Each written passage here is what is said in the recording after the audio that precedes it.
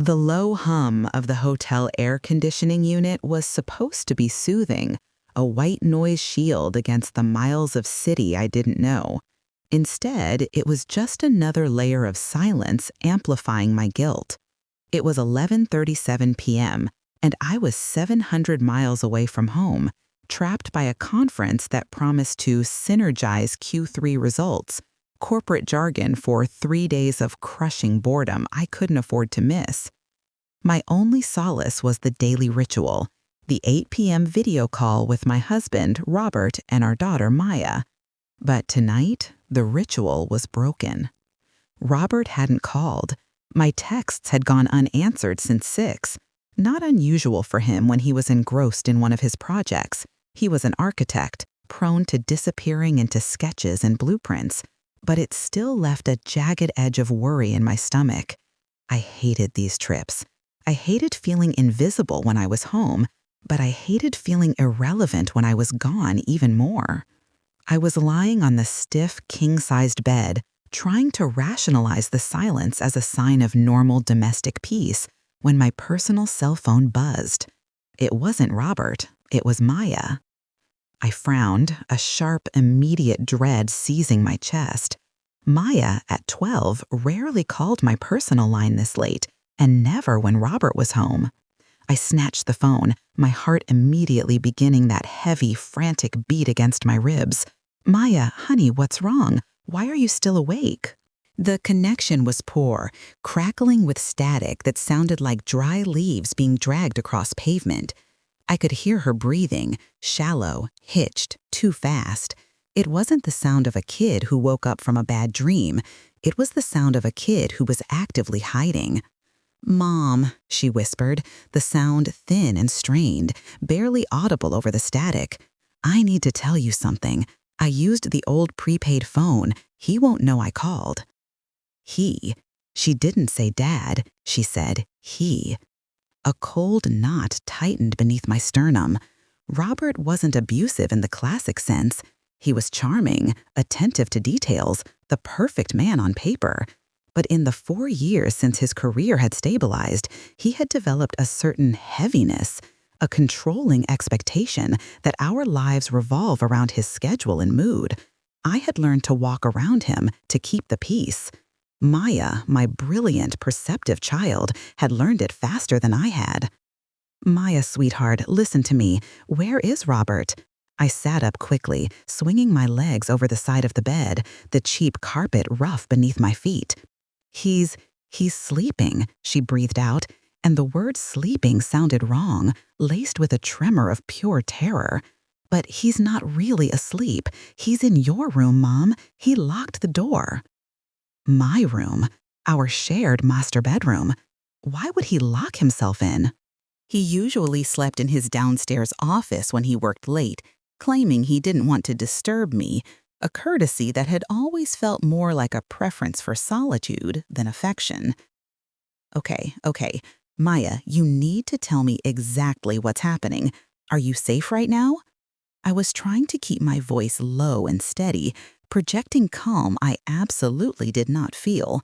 I felt the adrenaline surge, the sudden clarity of imminent danger overriding weeks of professional exhaustion. "I'm in the laundry room closet. I brought Puffy." Puffy was her worn-out, ancient stuffed rabbit, a sign she was regressing to an age where she felt truly threatened. "You can't come back yet, Mom. Promise me you won't come back early. Not tomorrow. Not until I call you again." "Maya, I am coming home right now if you are in danger," I insisted, already fumbling for my overnight bag and the keys to the rental car. The conference be damned. My child needed me. A fierce, desperate hiss came across the line. "No, if you come home, he'll know I called, and he'll know what I saw. You can't, Mom. Please." The pure panic in her voice stopped me cold. She wasn't worried about being scolded. She was worried about a consequence far more terrifying. "What did you see, honey?" I whispered, leaning forward until my forehead touched the cold glass of the hotel window. Outside, the world was blurry lights and rain-slicked asphalt. She hesitated. The silence stretched, thick and painful, punctuated only by that terrified, shallow breathing. I imagined her, tiny and huddled in the darkness of the laundry closet, the smell of detergent and bleach surrounding her, clutching that faded rabbit. The freezer, she finally choked out, the word muffled, as if she was trying to speak through a hand clamped over her mouth. Mom, you need to know. He emptied out the big garage freezer, the one we use for bulk meat, and then he put something in it. It was heavy.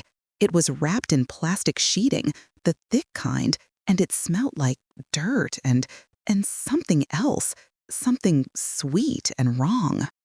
I went numb. My hands started to tremble, and I pressed the phone so hard against my ear that the plastic edges dug into my skin. The bulk freezer in the garage, the one Robert insisted on buying last year, claiming we needed to save money on meat by purchasing half a cow. I rarely used it. It was his domain. He didn't see me, but he was struggling with it. He kept muttering to himself, Maya continued, the words tumbling out now in a breathless rush of confessional terror. And Mom, he didn't clean up. There was mud on the floor, and I saw a shovel leaning against the workbench. And then he came back inside and put the thickest lock on the freezer door, the kind that needs a key. He said if I went near the garage, the consequences would be permanent. I felt the blood drain from my face, leaving me lightheaded and dizzy. A shovel, mud, a locked freezer containing something heavy and wrapped. My mind immediately conjured the unspeakable, the gruesome images from true crime shows that you always tell yourself could never touch your life. This was not about an affair. This was not about a financial mistake. This was something criminal, something lethal. Mom, Maya's voice dropped even lower, becoming an urgent, desperate plea that sliced through my panic. If you come home, he will see your car. He will know you spoke to me. He is waiting for you to walk through the front door, Mom. He has been acting strange for days. He's cleaning the house, but only certain spots. And he keeps looking at the clock. Please, don't come home. He's not waiting for you to be safe. He's waiting for the chance to make sure you stay silent about whatever is in that freezer. He's waiting for me to be vulnerable. I gripped the phone, the world shrinking down to the horrible reality of my child hiding in a damp closet, protecting me from the man I married, the man who was still sleeping in my bed. The truth hit me with the force of physical impact. Robert hadn't been waiting for me to come home so he could apologize for missing the call. He was waiting for me to come home so he could finish whatever dark, terrifying process he had started. I hear you, sweetheart. I hear you. I managed, my voice a ragged gasp. I won't come home tomorrow, I promise. But you must stay hidden, Maya. Stay silent. Don't let him know you have the phone. Just text me every hour with a single letter so I know you are okay, and keep Puffy close. Okay, Mom, she whispered, and then with a sharp intake of breath, he's moving. I think he's coming out of the room. A second later, the line went dead. The silence that rushed back was deafening, cold, and absolute. I stared at the black screen, unable to move, unable to think. All those years of subtle manipulations, of feeling dismissed and unimportant, I had dismissed them as marriage fatigue, as the natural consequence of two ambitious people sharing a life. But it wasn't fatigue, it was calculated control. And now that control had escalated into something monstrous, something sealed away in the cold heart of our garage. My daughter knew. She knew the secret hidden in those walls, and she had just saved my life, sacrificing her immediate safety to buy me time. I had to get home, but not through the front door. Not yet. I needed to understand what Robert was truly capable of, and how deep the mud ran. I looked at the clock. 11:45 p.m. I was 700 miles away. The terrifying wait had begun. The minute the line went dead, the cheap glass carafe on the bedside table seemed to spin. I didn't know how long I sat there, gripping the black square of the phone, watching the rain streak the hotel window, but when my mind finally kicked back on, it did so with a brutal corporate efficiency. Panic was a luxury I could not afford. My daughter was in a closet 700 miles away, hiding from a monster wearing my husband's face. I stood up, the movement jarring my spine, and went straight to the desk. First, the job. I logged into the conference communications portal on the laptop. My excuse had to be watertight, immediate, and utterly non-negotiable. I drafted an email to my supervisor, using the bland, cold language corporate life had perfected.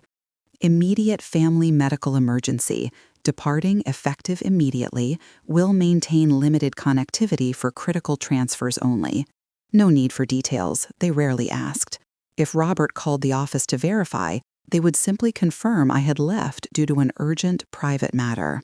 I deleted the email draft, too traceable. I grabbed the hotel landline and dialed HR, using the extension I memorized years ago.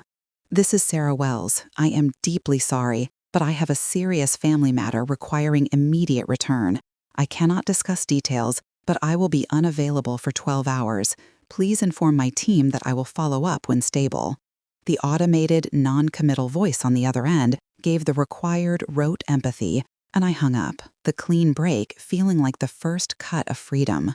The second order of business was communication security.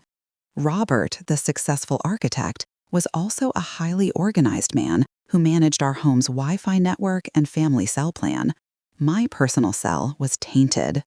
I found the ancient secondary laptop charger I always carried in my backpack, a relic from an old job, and pulled out the burner phone I had purchased 5 years ago for a brief, paranoid moment when I thought Robert was having an affair.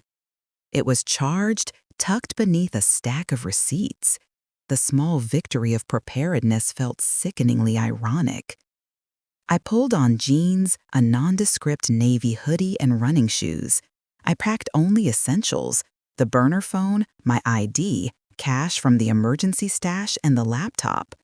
The rest of the luggage, the professional suits, the expensive accessories, the life I pretended to live, I left behind, a decoy.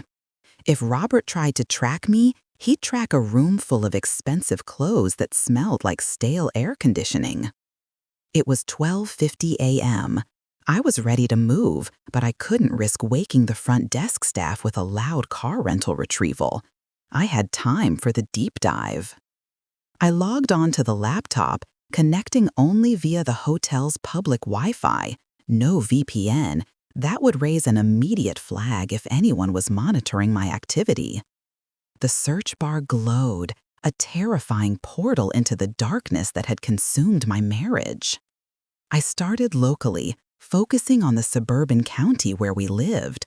Search terms: missing persons report, county name, past 48 hours, unidentified disturbance, domestic incidents.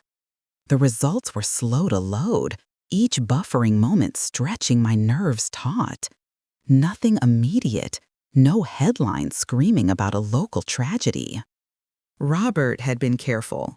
Or perhaps he had done something to someone who was utterly irrelevant to the public eye. The thought sent a fresh wave of nausea through me. I shifted to finances. I bypassed the main joint account. Robert was meticulous about those. I logged into the smaller, rarely used savings account that I controlled. It held only our emergency funds, built up over years of tax returns and bonuses. I scrolled through the recent activity. 3 weeks ago, an outflow of $8,000, labeled simply, Materials Acquisition, R.W. Inc. Robert often shifted money for his architectural firm, but $8,000 was large for materials acquisition without an invoice trace. I cross-referenced the transaction date with our shared calendar. That was the weekend he insisted on flying to Seattle for an impromptu client meeting. I had complained that the trip was too sudden, too costly. He had dismissed my worry with a charming wave of his hand, accusing me of stifling his ambition. $8,000. What did he buy? Not a shovel and plastic sheeting. Something far more substantial. Something related to whatever was now wrapped and locked in the cold steel of the garage freezer. A faint buzz from the burner phone drew my attention. The screen displayed a single blue text bubble. T. 12 letters after I told her to send one every hour. 1 a.m. She was safe. T. I closed my eyes, a single, sharp breath escaping my lips. Thank you.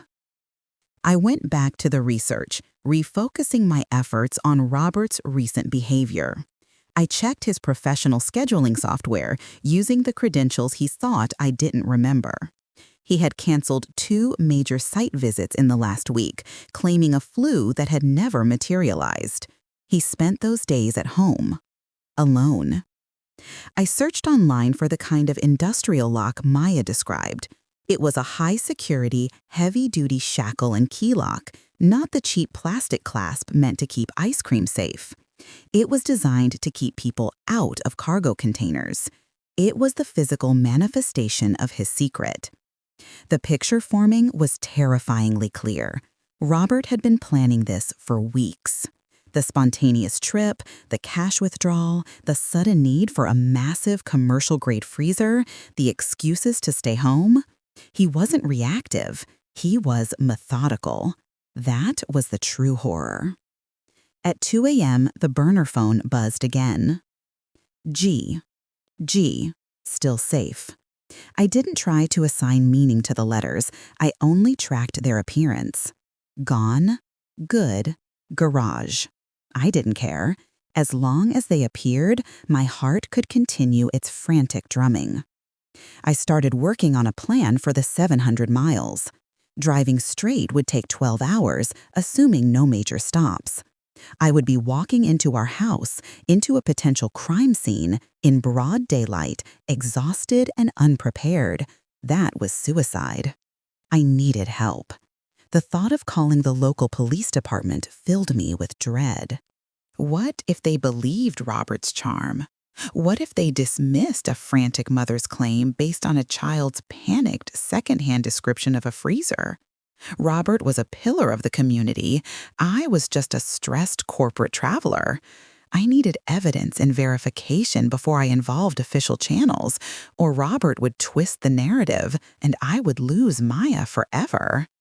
I scrolled through my contact list on the laptop, looking for the name I had avoided since college, Mark Jensen.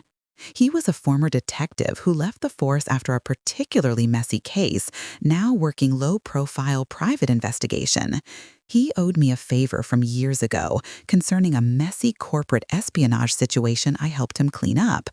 Mark understood the gray areas, the need for subtlety, and how to operate without leaving a paper trail. I composed a quick encrypted message through a secure platform, choosing my words with the precision of a surgeon. Mark, family emergency, need discreet, immediate surveillance and extraction assistance 700 miles away. High priority, highly sensitive, 0 paper trail required. Call me on secured line at 5 a.m. EST. Do not use my work email or primary phone. Details follow. I hit send. It was 2:45 a.m. I had given myself a 2-hour window for sleep before I started the drive and Mark's callback. But the research continued to plague me. I typed in Robert's full name into a public records database. I was looking for anything. Lawsuits, previous disturbances, restraining orders. Nothing. Robert was clean, polished, and terrifyingly blank. Then I checked the property records. Robert had taken out a new secondary mortgage against the house 6 months ago, something he had casually mentioned as refinancing the debt when I pressed him. The amount was significant. He had taken the money and shifted it into an anonymous holding company, a shell corporation based out of state. He hadn't refinanced the debt. He had monetized the house, securing capital he could access completely outside of my purview. Financial control was always his thing, but this was a clear, premeditated maneuver to compartmentalize his resources. He was setting up a separate life or preparing for an escape. The implications settled like stones in my stomach. The shovel, the mud, the freezer, the $8,000, the shell corporation, the locked door on my bedroom. He wasn't just hiding a crime. He was carefully constructing the architecture of his exit from our lives, and he had planned to neutralize any witnesses, Maya and me, before making his final move. At 3 a.m., the burner phone glowed. S. Still.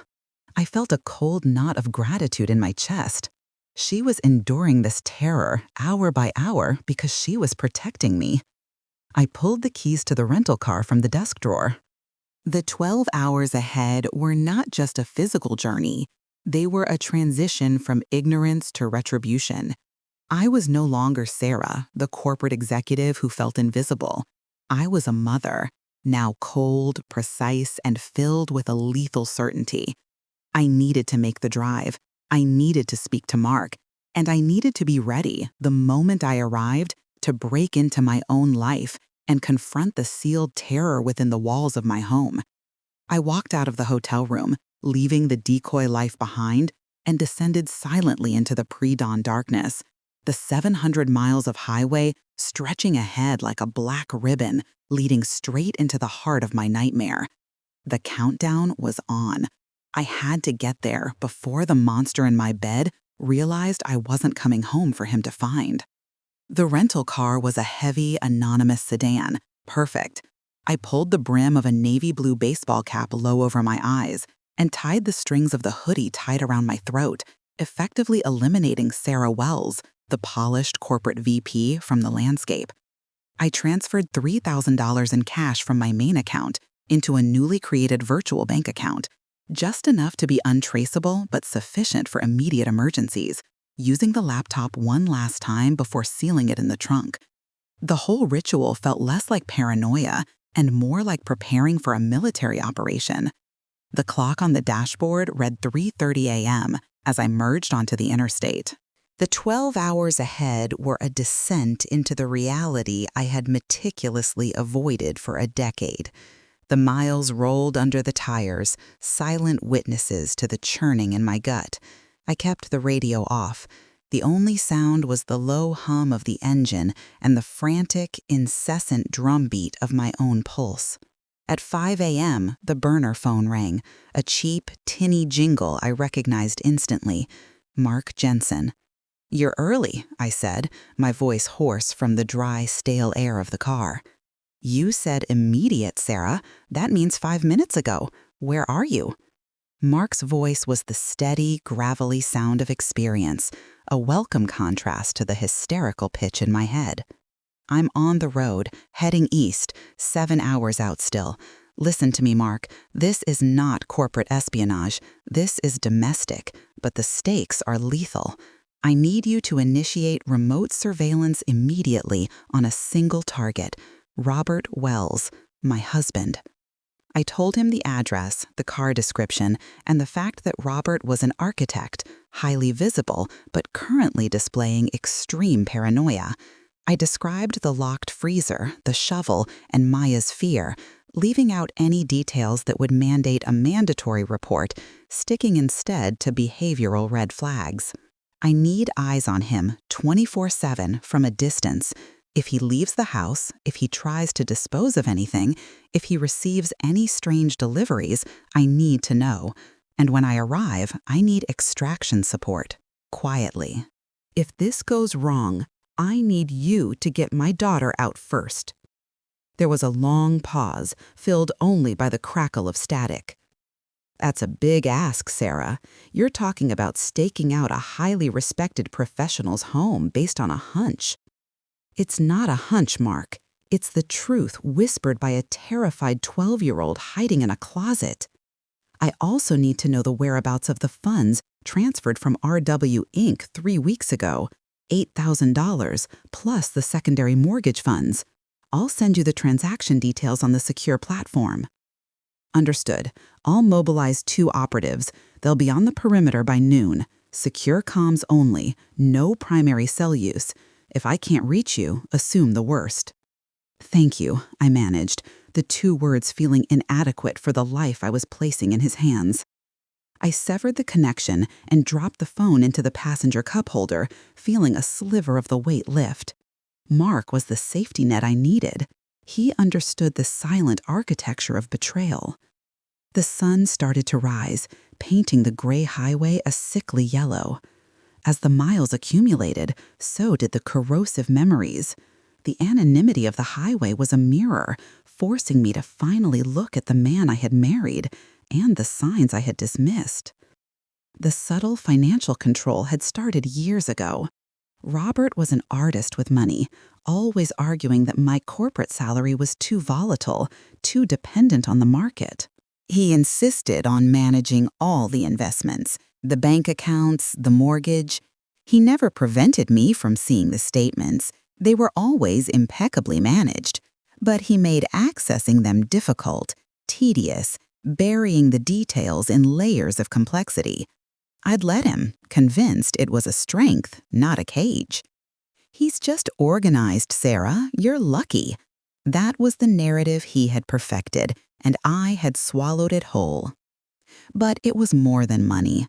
It was the sudden, dark mood swings, the way his charismatic public veneer would shatter the moment the front door closed, revealing a thin, brittle anger.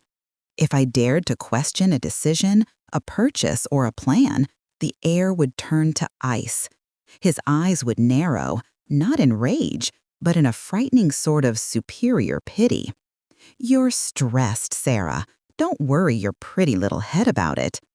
He had systematically infantilized me, reducing my sharp intellect to a domestic nuisance. And the freezer. The colossal, chest-height, commercial-grade freezer in the garage. It had arrived 3 months ago. Robert claimed it was for storing architectural samples and archival blueprints, freeing up office space. I had laughed, suggesting it looked more suited for a butcher shop. He gave me that familiar, tight smile that never reached his eyes. It was a bargain, Sarah. We needed the extra capacity. I remembered the sheer effort it took to move it. He'd hired a specialty delivery crew, insisted they use the side entrance to the garage, and kept me out of the house that entire Saturday, claiming he was prepping for a major presentation. Now, that stainless steel box was the epicenter of my terror. It hadn't been bought for storage. It was bought for concealment. And I realized the specialized lock Maya described wasn't an afterthought. It was a planned feature designed to resist me, to resist the police, to resist anyone who might look inside. At 7 a.m., the burner phone buzzed. Oh, I felt a surge of adrenaline, sharp and painful. Okay, only? It didn't matter. She was still communicating. I reached for a bottle of warm water and forced myself to hydrate. The second half of the drive was a study in profound, self-inflicted guilt. How could I have been so blind? I was the woman who closed million-dollar deals, who could read the subtle shifts in corporate power dynamics, yet I had utterly failed to read the most critical situation in my life. I hadn't seen him as a monster. I had seen him as a flawed man needing my support. Robert thrived on my invisibility. He needed me to be a well-dressed, quietly efficient fixture in his life, allowing his brilliance to shine unchallenged. When I started demanding equality, demanding visibility, demanding ownership, that's when the planning must have started. He wasn't preparing for divorce. Robert wasn't the type to tolerate an antagonistic co-parent. He was preparing to eliminate the inconvenience. He planned to make us disappear. At 9 a.m., the next text came. L. L? Long? Left? I focused on the road, trying to burn off the fear with sheer speed. pushing the sedan right up to the legal limit. I stopped once, at a remote gas station in the middle of nowhere, for fuel and coffee.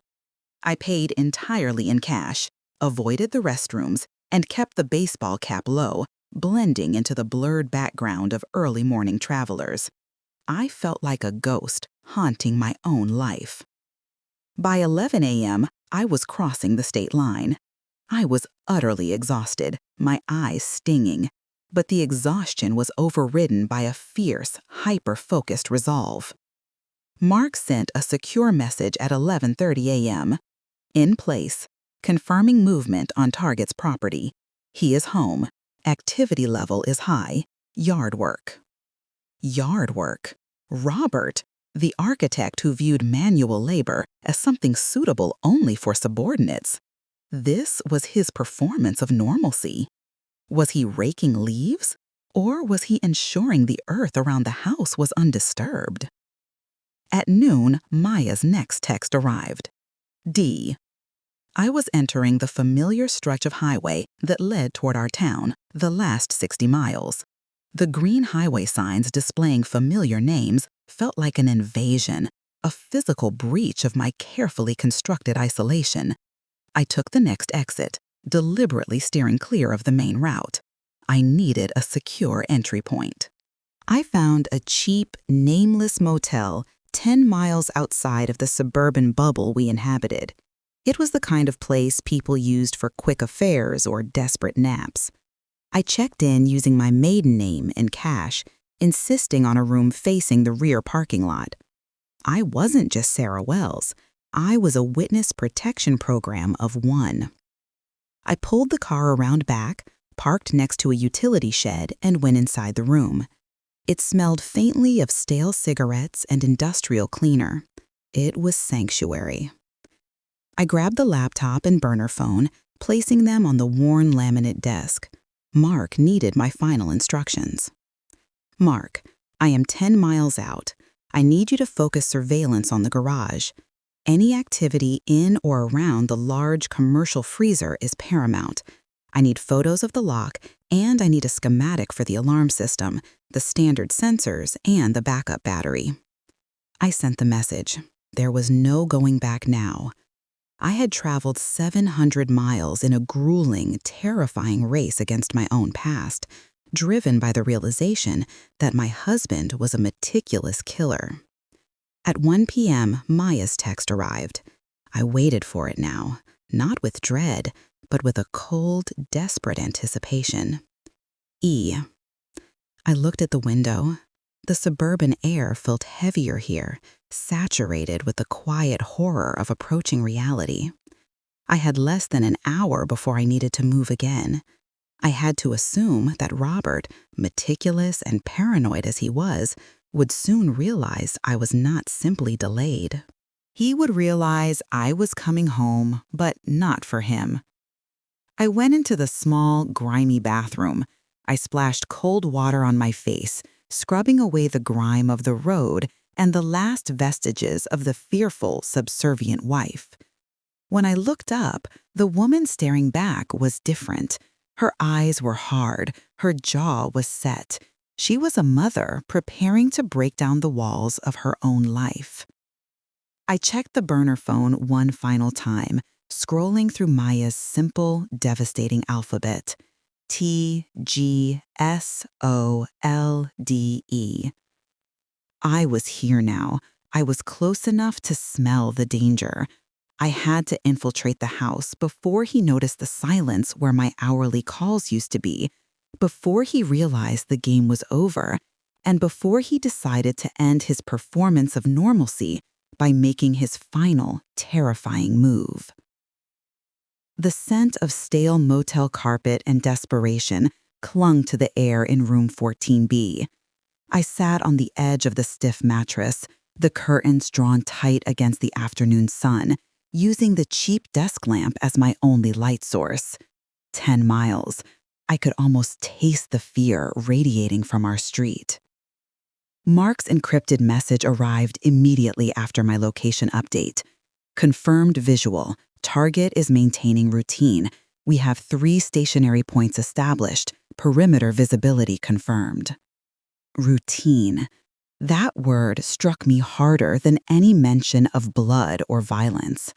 Robert's routine was precisely the weapon he used to maintain control. He went to the office on Tuesdays, golfed with the city council on Thursdays, and, apparently, performed yard work on strange midday Wednesdays.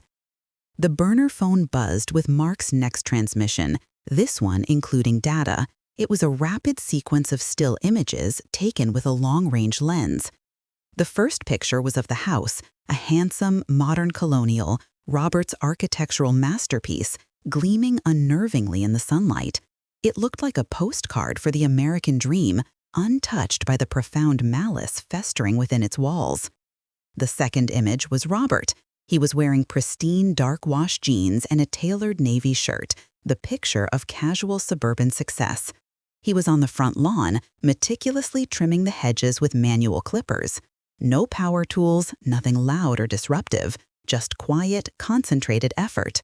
His posture was straight, his hair immaculate. He looked serene, a man wholly comfortable in his dominion. It was a performance for the neighbors, for the delivery drivers, for the postal carrier, for anyone who might glance his way and mentally check off the box, all is well with the Wells family.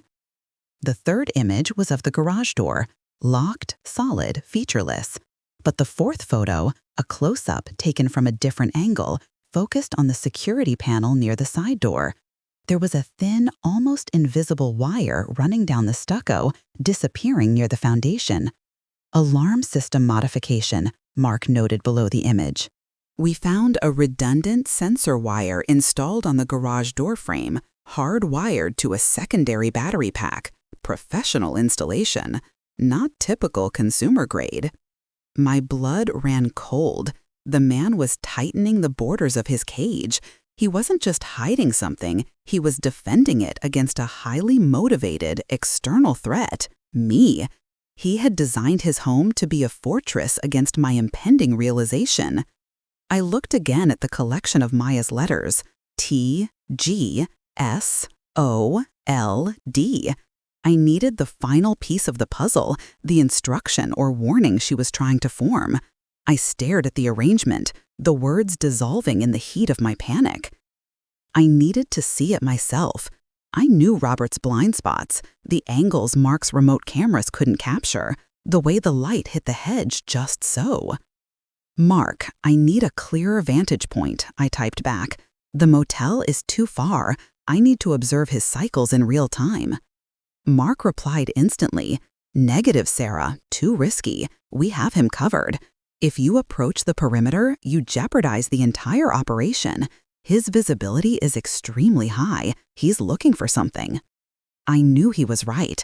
Robert would spot my rental car, my disguised presence, the slight shift in the environment. He didn't just see things, he structured them. But I couldn't sit still, trapped in this stale room. I grabbed the prepaid cell and typed in the address of the old public library we frequented, 2 blocks from our house.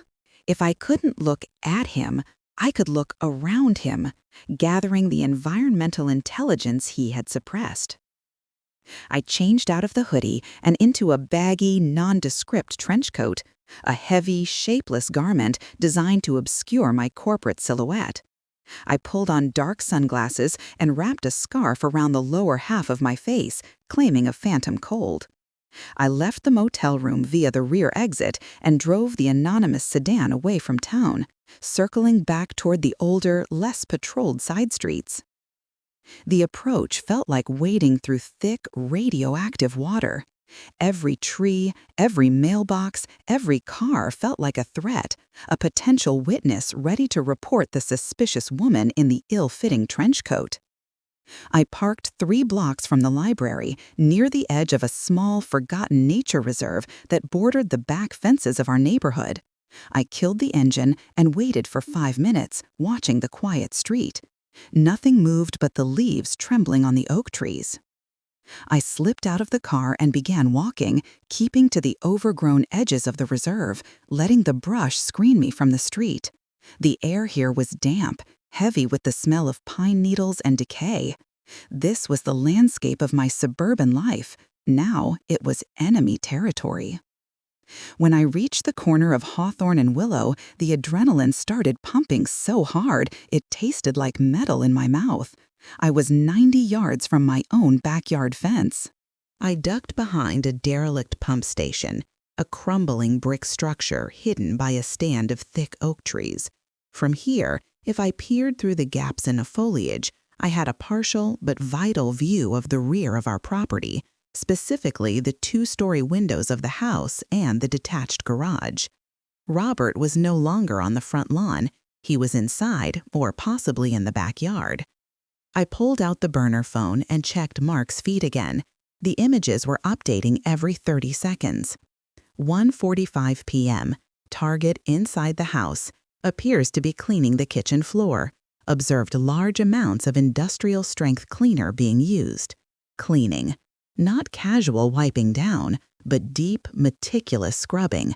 Robert, the man who considered wiping crumbs off the counter manual labor, was using industrial solvent on the kitchen floor. It wasn't the work of a distracted man. It was the frantic, obsessive effort of a man trying to erase a stain that went deeper than the grout, a man trying to sanitize a scene. I trained my focus on the upstairs windows. I couldn't see Maya. That was the most agonizing realization. My daughter was inside that house, a silent prisoner in a gilded cage, and I couldn't even confirm her location. 1:55 p.m. Target seen entering the garage. Remains inside for 4 minutes 20 seconds. Exits carrying a heavy-duty trash bag. Bag is tightly sealed. Places it in the primary residential bin. The trash bin. Robert always insisted on taking the trash out himself on Wednesday mornings, claiming the yard waste required his expert arrangement. But today was abnormal. He usually waited until 6 a.m. the next day. I heard the distant, familiar sound of the trash truck rumbling through the neighborhood. It was collecting day. Robert had waited until the last possible minute to dispose of whatever was in that bag, ensuring it was immediately taken off the property. 2:15 p.m. Target returns to the house. Alarm system reset detected on the garage door after his re-entry. Normal behavior.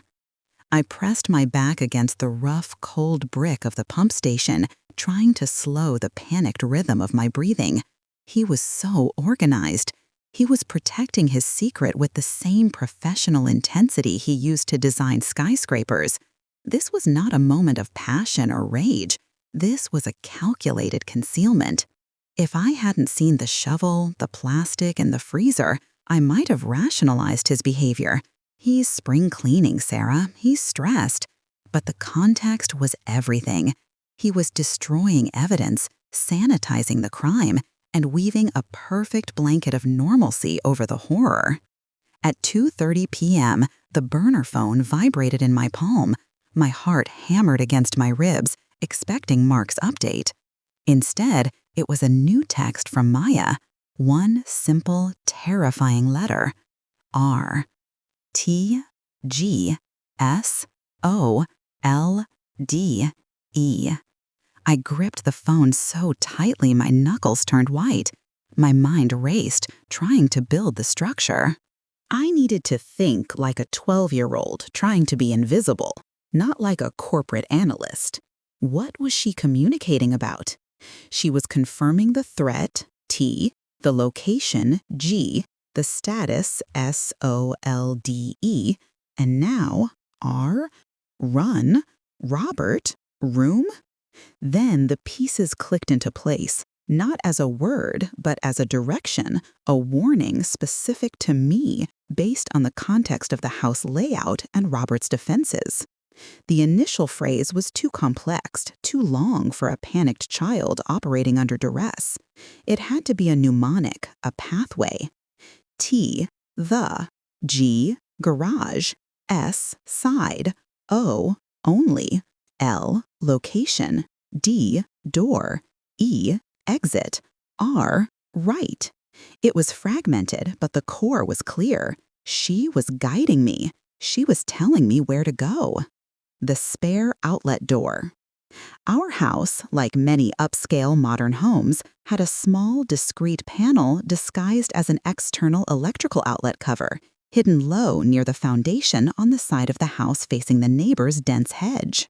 It was the one weak point in the security system, installed years ago by a contractor friend of Robert's, designed to allow temporary external wiring for major construction work without running cables through a window. Robert had always insisted it was a flaw, but they had never sealed it. If she meant the spare outlet door, she was telling me how to get in. And the right side of the house, looking from the street, the side facing the heavy woods, the side Robert would least expect me to use. The severity of her comprehension hit me like a physical blow. Maya wasn't just scared. She was strategically planning my entry, knowing the house's weak points better than I did.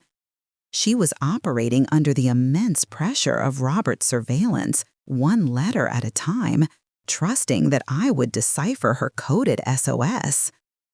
I suddenly understood the true measure of Robert's composure. He wasn't composed because he was safe. He was composed because he believed he had eliminated all external threats, including my ability to think clearly. He was waiting for me to call, frantic and hysterical, so he could spin his narrative of the delusional wife. He expected chaos. He did not expect surgical precision. I sent a rapid sequence of secure messages to Mark. Forget the trash. Focus 100% on the status of the garage freezer lock. I need detailed schematics of the brand, model, and locking mechanism. Secondary objective. I need to know the next 2 periods when the target is confirmed to be in the second-floor master bathroom for longer than 10 minutes. I am moving at sunset. My plan was coalescing into a single, terrifying timeline. I couldn't wait until he left. He might not leave until he was ready to dispose of us both. I had to go in while he was home, when he felt safest, while Maya was still communicating, however sparsely. I glanced at the woods around me. The sun was beginning its slow descent toward the horizon, casting long, menacing shadows across the familiar, yet hostile, landscape. The air grew cooler, bringing with it the promise of night, the only true cover I would have. I checked my equipment.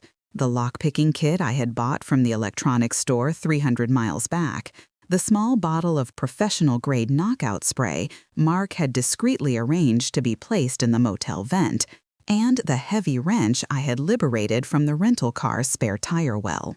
I had no illusions about facing Robert in a fair fight. My only advantage was surprise and silence. I stayed hidden until the streetlights flickered on, painting the suburban tranquility in a synthetic orange glow. 90 yards. I was close enough to hear the faint rumble of a television coming from inside the house.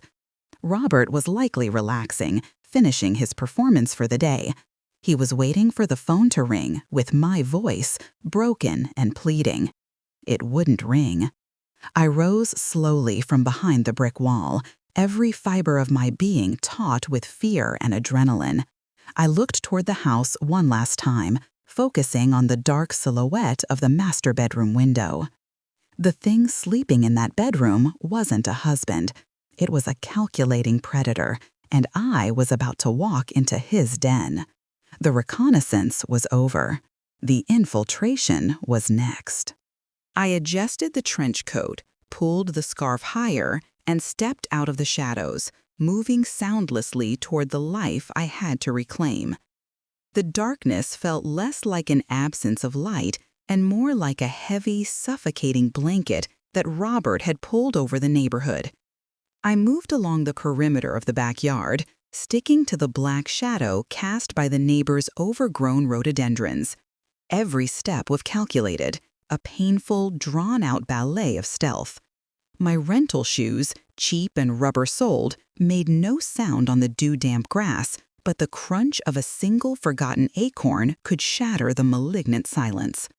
The house loomed before me, its windows dark eyes watching the world. Upstairs, a single sliver of light showed beneath the master bedroom door, Robert's sanctuary, his command center. He was in there, protected by thick walls and his terrifying sense of immunity. I followed Maya's coded path, the right side, facing the dense patch of woodland that Robert hated for its lack of manicured discipline.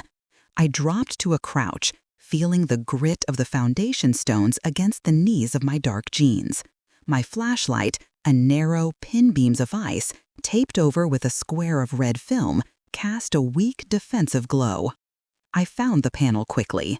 It was low to the ground, almost completely hidden by a dense spray of ivy Robert had ignored for years. It looked exactly like a standard, weatherproof exterior electrical outlet cover, secured with a small flathead screw. My hands trembled, but not with cold. With surgical coldness, I suppressed the visceral fear that threatened to turn my muscles to liquid. I pulled the miniature screwdriver from my lock kit. The screw turned with a dry, grating squeak that sounded, in the stillness of the night, like a gunshot. I froze, listening. The house remained silent, the only sound the frantic thumping against my ribs. I removed the panel. Instead of wiring, a small recessed hinge was revealed, fixed to a piece of pressure-treated plywood. Behind the plywood was a small dusty window well and the opaque, scratched glass of the basement window. It was exactly as I remembered, the contractor's old, unsealed quick access point. The plywood was latched from the inside with a simple rotating metal hook. I produced a thin, rigid wire from my kit, guiding it through the tiny gap between the window frame and the foundation. It took 3 agonizing minutes of patient probing, twisting my wrist until it ached, but finally the wire snagged the hook. I pulled gently, barely breathing. Click. The latch was open. I lifted the plywood cover, careful to keep the movement steady. A gust of stale, humid air wafted out, the damp, neglected smell of concrete and forgotten things. The small casement window was the next hurdle.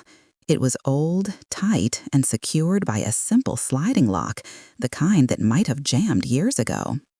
I pressed the red light to the lock. It was layered in dust, but it was not secured by Robert's typical high-grade hardware. He had focused his defenses upward, on the front door, the alarms, and the garage. He had forgotten the weak point of the foundation. He had forgotten I knew how to get small. I slid the lock over. The window didn't budge. It was painted shut, decades of layered enamel sealing it to the frame. I didn't dare scrape or force it. The high-pitched shriek of old glass separating from wood would travel through the house like a shockwave. I used the corner of the small wrench I carried, applying slow, firm pressure to the lower seam of the frame, levering it slightly. Crack. The sound was muffled, internal. The paint seal broke. I pushed the window upward. It rose only about 15 inches before hitting the sill above it. It was a dark, square maw, barely large enough for a 12-year-old, let alone a woman my size, burdened by a trench coat and a lifetime of tension. There was no choice. This was the only door. I twisted my body, leading with my shoulders, pushing the heavy coat ahead of me. The friction of the stucco against the fabric was minimal. I was forced to inhale sharply, compressing my diaphragm to fit through the narrow space. My hips scraped agonizingly against the damp window frame, but I made no sound. Then I was dropping into the basement, landing softly on the unfinished concrete floor. I paused, bent double, the dust rising around me, tasting like bitter chalk on my tongue. The malignant silence inside the house was profound.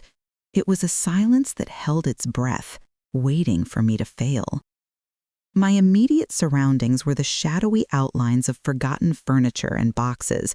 The air was cold, a shocking contrast to the humidity outside. I took a few steps forward, navigating by memory. To the right was the utility room and the massive furnace. To the left, the storage area and the wooden staircase leading directly up to the kitchen landing. I was 3 feet beneath Robert, and he was asleep, or he was pretending to be. I discarded the heavy trench coat, letting it fall silently onto a pile of old canvases. I was now in a thin, dark sweater, my movements unencumbered. I checked the burner phone, no new updates from Mark. I was fully exposed now, completely reliant on my own knowledge and Maya's endurance. The basement floor was a minefield of potential noise.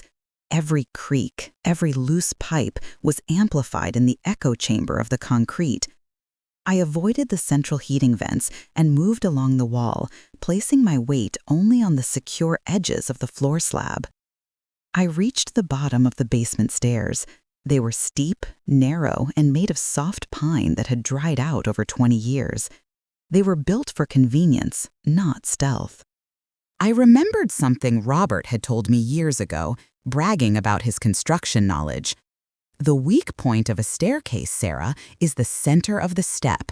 Always place your weight on the edges, near the stringer, where the wood is supported by the frame.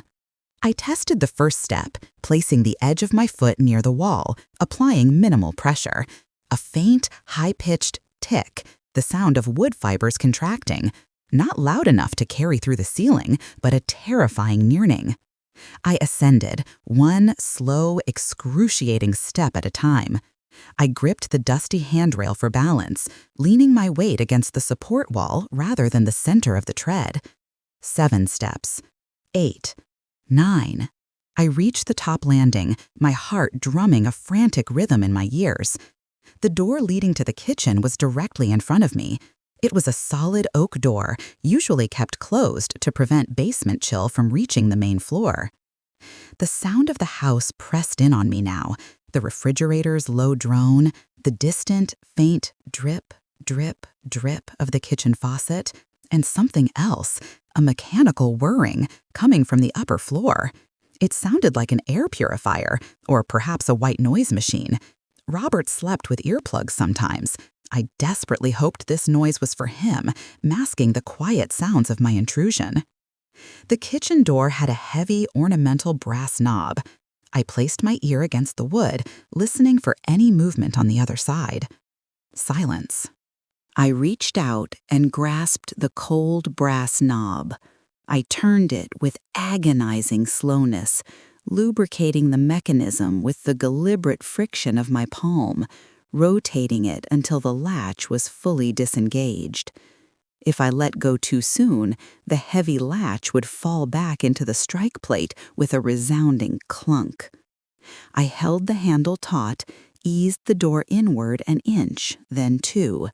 The threshold scraped slightly on the thin rug. I lifted the door fractionally, holding it until the noise stopped. I was in the kitchen. My kitchen. It smelled of industrial-strength lemon cleaner and an underlying metallic stench I couldn't quite identify. Robert had done a thorough job, but the faint, ghostly scent of whatever he had been cleaning clung stubbornly to the air. The rest of the main floor was a study in unsettling normalcy. The shadows were deep and familiar. I moved across the expensive hardwood floor, now treated by my paranoia as quicksand.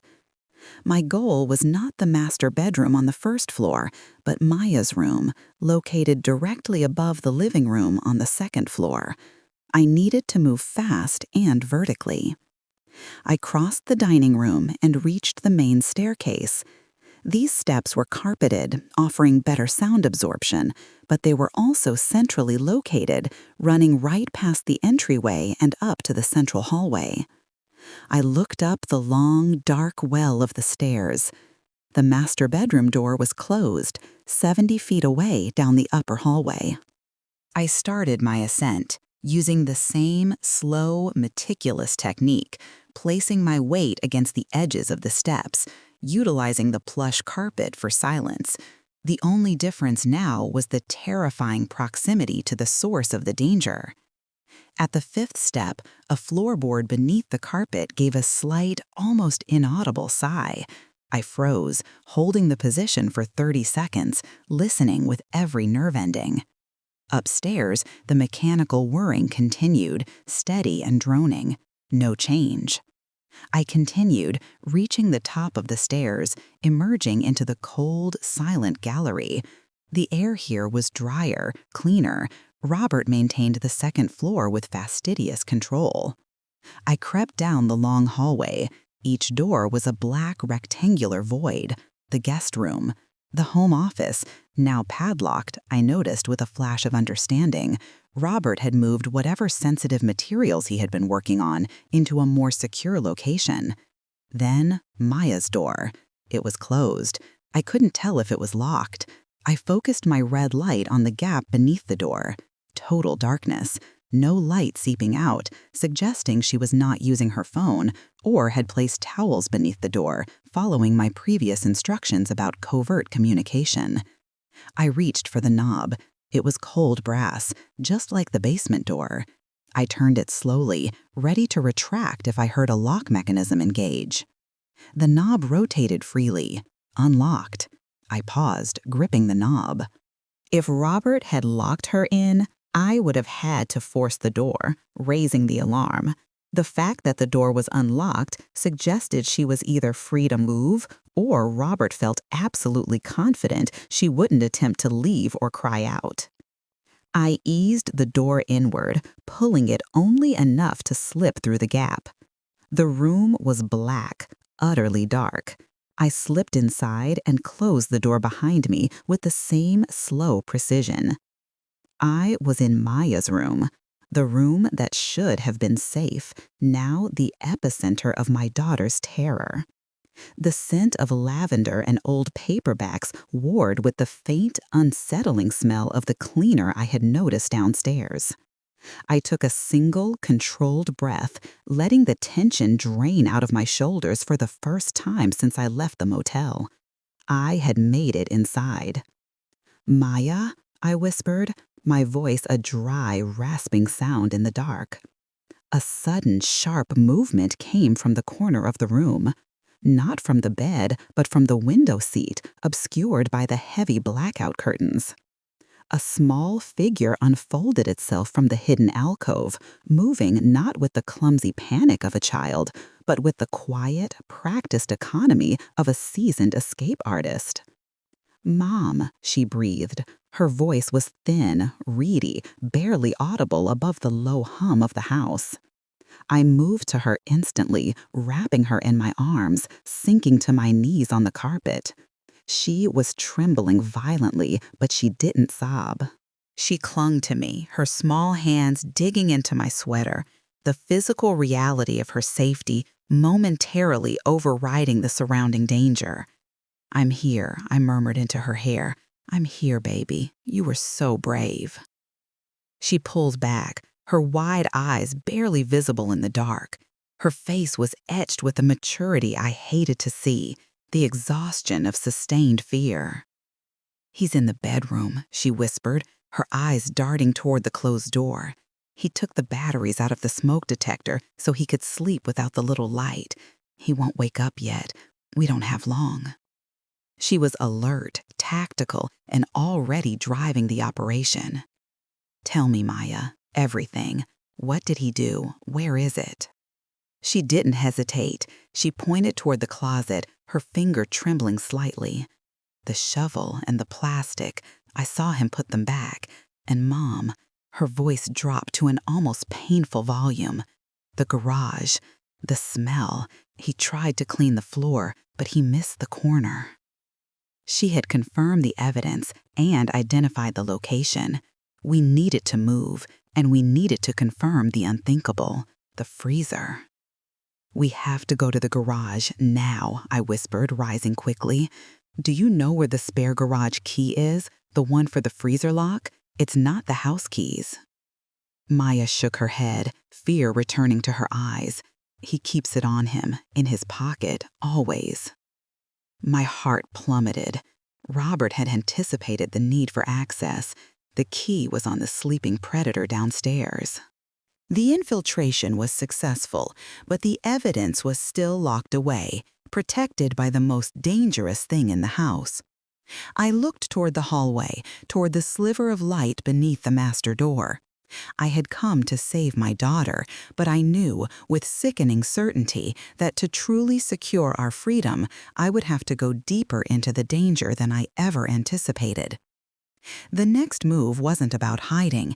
It was about stealing the key from the monster's pocket while he slept. Chapter 6 was about to begin. I peeled myself away from the warmth of Maya's embrace, the necessity of the moment instantly crushing the relief of finding her.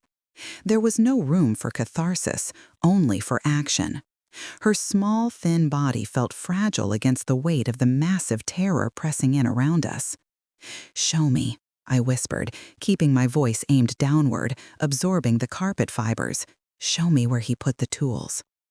Maya nodded, already moving toward the door with an uncanny, silent grace.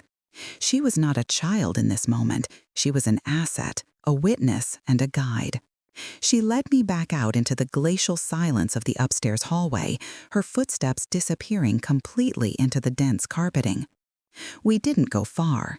Instead of descending the main stairs, she pointed to the linen closet, which was usually full of starched sheets and thick bath towels. Not there, the little closet by the laundry chute. He moved them after he washed the floor last night. We crept toward the small, secondary utility closet tucked near the back stairwell, used for cleaning supplies. I opened the door, turning my red light down to cast only a narrow beam onto the contents. The smell hit me first. It wasn't the antiseptic lemon scent that masked the kitchen. This was deeper, sharper. A chemical burn mixed with something earthy and metallic, the scent of fresh soil and old rust, fighting a losing battle against industrial bleach. The closet contained a row of spray bottles, a mop, and 3 distinct items placed too carefully to be accidental.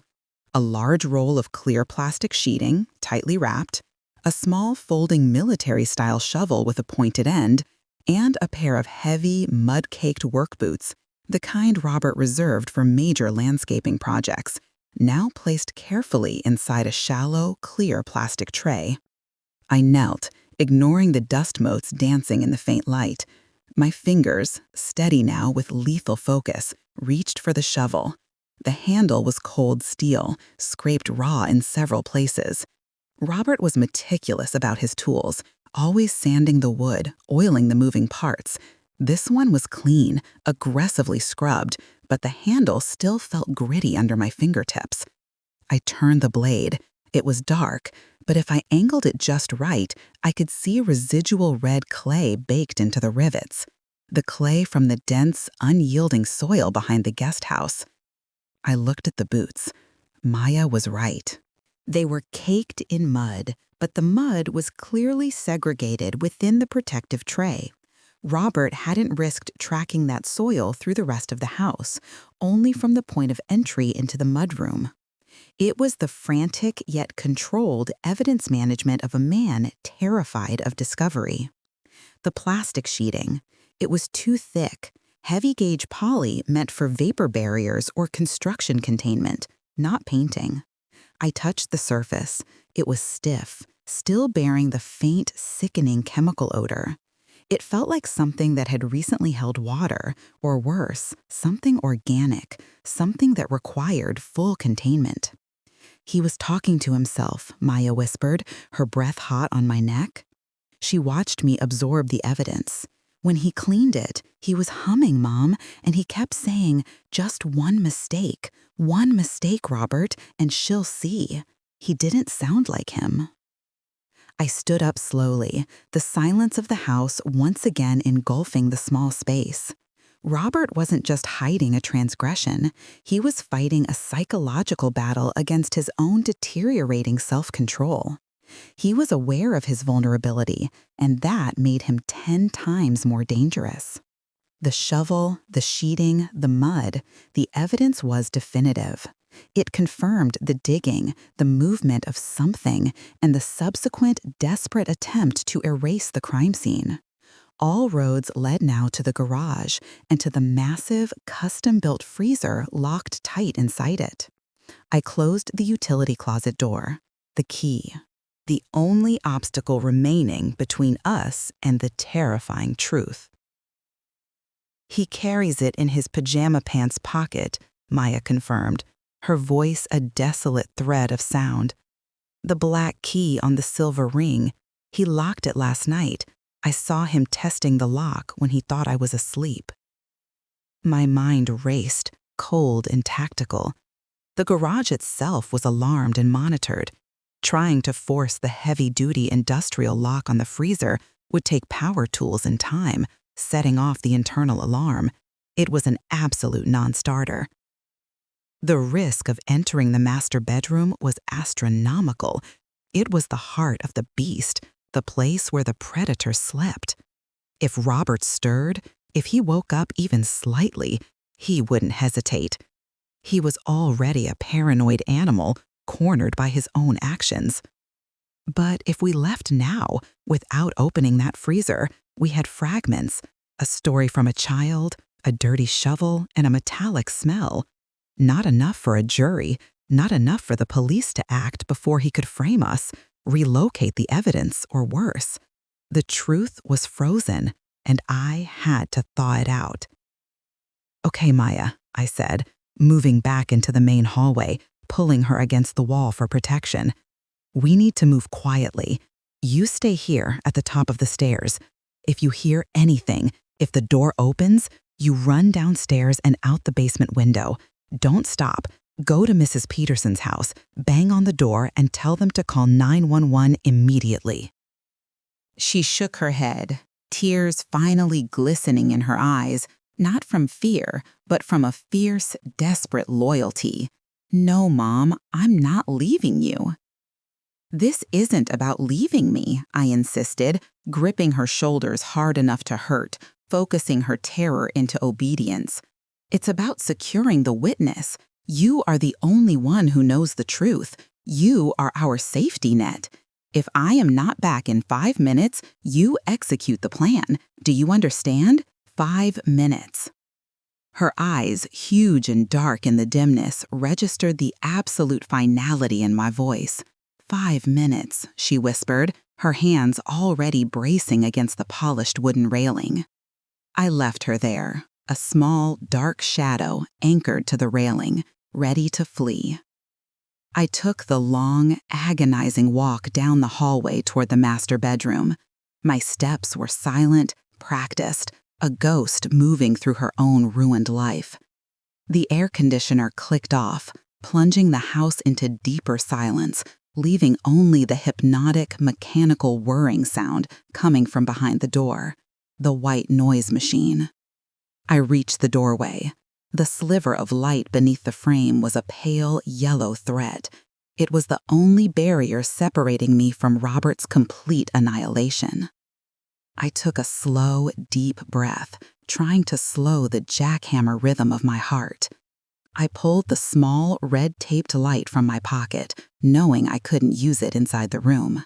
I needed to rely entirely on my memory of the space, the furniture layout, and the tiny sliver of ambient moonlight that might filter through the expensive plantation shutters. I reached out and placed my hand on the doorknob. It was warm, radiating the internal heat of the room, the heat of the sleeping man inside. I turned the knob. Slowly, slowly, every fraction of a degree was measured. The latch clicked inward without sound, the mechanism well oiled by years of domestic use. I pulled the heavy oak door open just enough to slide my body through, pressing the inner edge of the door against the thick carpet to muffle any sound of movement. I slipped into the bedroom. The room was vast, dominated by the massive king-sized bed in the center. The shutters were tightly closed, but enough moonlight bled through the slats to paint the room in shades of charcoal and silver. The air here was heavy with a stale male scent, Robert's cologne, his sweat, and the faint, persistent odor of the chemical cleaners I now knew so well. Robert was asleep. He lay on his stomach, facing away from the door, his large, imposing body covered by only a light sheet. His breathing was deep, heavy, and steady, punctuated by a slight whistle in his exhalations. The white noise machine, located on his bedside table, hummed relentlessly, a false sense of security surrounding the scene. I focused on the key. It wouldn't be on the nightstand. Robert was too methodical for that. It would be in his clothing. I began my approach. The distance from the door to the bedside was perhaps 15 feet, but it felt like a football field strewn with glass shards. I moved in a low crouch, placing my weight slowly on the areas of the carpet I knew were secure, testing each millimeter of space before committing. The floor creaked once, a microscopic sigh from the underlying structure directly beneath the weight of the massive oak headboard. I froze, my muscles seizing. Robert shifted. He inhaled sharply, a hitch in his breathing pattern. I watched, holding my own breath, waiting for the movement to cascade into full consciousness. But the deep, steady rhythm returned. He was heavily asleep, perhaps exhausted from the sustained effort of his recent actions, or perhaps relying on an external aid. I reached the side of the bed. I was directly over him, positioned perfectly behind his head. The sheets were bunched around his waist. I could feel the heat radiating off his body, the visceral, repulsive proximity of the monster I had married. His pajama pants were dark blue silk, loose around his hips. The pockets were easily visible. The left one was slightly distended. My hand hovered over the silk. This was the moment of no return. I had to reach into the pocket of the sleeping killer. I lowered my hand, moving with the agonizing slowness of an old clock mechanism. My fingers brushed the smooth, cool silk. I could feel the familiar outline of a heavy keyring resting deep inside the pocket. I placed 2 fingers inside the opening, widening the pocket slightly, listening only to the frantic pounding inside my own ears.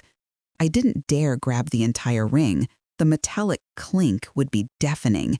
Instead, I focused on extracting only the single key, the small, specialized black key that Maya had described.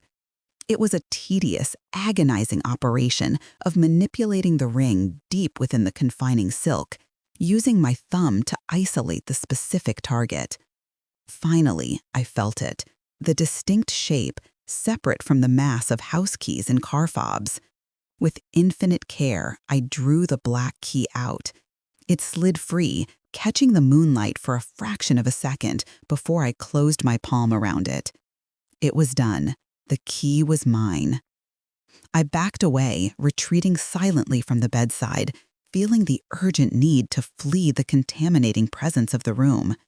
The moment I reached the sanctuary of the door, I turned to glance at the man on the bed, my husband, the architect, the polished executive, who now slept like a gorged animal. He lay undisturbed. I slipped out of the master bedroom, closing the door and securing the latch with the same practiced silence. I was breathing again, raggedly, the key burning cold and heavy in my hand. Maya was waiting, rigid at the railing. I simply showed her the key. Her face, etched with relief, was the only confirmation I needed. Garage, I mouthed silently. The garage, Robert's second fortress, was downstairs, accessible through the mudroom directly adjacent to the kitchen. It was the place of the final, grotesque truth, and now we held the only tool necessary to unlock it. The 5 minutes had elapsed, and our time was running out. We had to move the remaining distance, cross the kitchen floor, and face the final lock before the man we had just robbed woke up. The descent into the lower level of the house felt like dropping anchor in an abyss. The staircase was wide, carpeted, and solid, but every downward step carried us closer to the epicenter of the terror, where the cold truth waited, entombed. Maya clung to my shirt, her small frame pressed against my side. a silent promise that we were doing this together, united by the desperate need to know. We bypassed the brightly lit kitchen, its polished surfaces reflecting nothing but our distorted shadows. The mudroom lay beyond, a transition zone designed to keep the chaos of the outside world segregated from the pristine order of Robert's interiors. It was here, in this small, tiled space, that the metallic and earthy stench of the utility closet finally found its purpose. It was the staging area for his atrocity. The mudroom door leading to the garage was thick, fire-rated, and secured not only by the standard deadbolt, but also by an internal, secondary electronic lock powered by a small keypad above the handle. Robert had always insisted on this redundancy, claiming it was for the security of his tools, his precious architectural models, and the vintage sports car he rarely drove. Now I knew it was for containment. I held up the black key.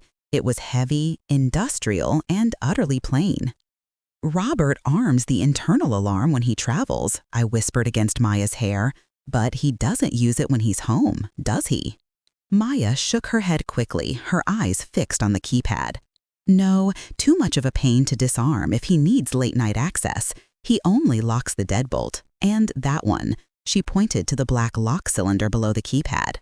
My fingers, slick with nervous sweat, fumbled for a second before the key slid home into the specialized cylinder. I turned it slowly. The mechanism clicked with a muted, oiled precision. Robert maintained his locks better than he maintained our marriage. I retracted the key, keeping it clutched in my palm. The deadbolt was next. It turned with a satisfying, almost silent thud. I paused, hand resting on the brushed steel push-bar handle. The air on the other side of the door was perceptibly colder, heavy, and stagnant. It was the air of a tomb designed for freezing. I eased the door open, inch by painstaking inch, peering into the cavernous, darkened space of the garage. The garage was triple bay, insulated, and spotlessly organized. It was Robert's sanctuary, his private workshop. The automatic fluorescent lighting was inactive, leaving the space illuminated only by the faint, diffused orange glow leaking through the high, opaque windows facing the street, and a spectral sliver of moonlight cast by the gap beneath the service door. The smell intensified instantly. It was the same industrial bleach and raw earth combination from the utility closet, but now overlaid with a distinct, cloying sweetness. The smell of decay arrested, but not eliminated. The smell of cold meat. We slipped inside, my back immediately pressed against the wall. The space felt enormous, echoing with our silent presence. The sleek, covered silhouette of the Jaguar sat in the center bay, oblivious. Our eyes went straight to the corner where the third bay was usually reserved for storage. That was where Robert had installed the freezer last year, justifying the expense with vague talk of bulk meat purchases and future necessity. It dominated the space, a massive chest-style industrial freezer designed for commercial kitchens or long-term cryogenic storage. Its white plastic lid looked impossibly thick, secured by 3 heavy-duty stainless steel clasps, all clamped shut. And in the center of the lid, there it was, a high-security, heavy-gauge steel padlock painted bright red, a jarring, final punctuation mark on his paranoia.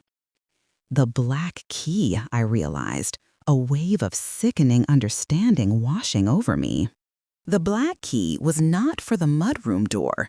It was for the freezer itself. He had used the same key for both, streamlining his access while creating the illusion of impenetrable security. We moved toward it, weaving silently between the stacked storage bins and the shelving units laden with canned paint and gardening equipment. Every few steps, the air temperature dropped another notch. When we reached the freezer, the cold radiating off the metal body was palpable, a defensive wall. I could hear the constant low-frequency hum of the industrial compressor, a sound that spoke of relentless sub-zero operation. This machine was working overtime to keep its contents perfectly preserved. I knelt, pulling Maya down beside me. I focused the tiny red beam on the padlock. It was a vicious piece of hardware designed to thwart bolt cutters, but the keyhole was invitingly simple. My hand was shaking violently now, the fear transcending the tactical focus. This was it, the culmination of the drive, the stalking, the intrusion, and the theft. Once this lock was opened, there was no going back. Cover your nose and mouth, I instructed Maya, pulling the scarf I had worn earlier up over her face. I did the same, anticipating the inevitable horror of the smell. I inserted the black key into the red padlock. It slid in smoothly, an unsettling indication of how frequently Robert had used this mechanism. I turned the key. The sound was sharp and definitive. Click. Thud. The shackles sprung free. I withdrew the key and the lock, placing them silently onto the concrete floor. The 3 stainless steel clasps remained. They were heavy, designed to maintain the seal under extreme pressure. "Help me," I mouthed to Maya, pointing to the clasps. We worked in synchronization. I took the clasp closest to me, Maya took the one furthest away. The center clasp required both of us.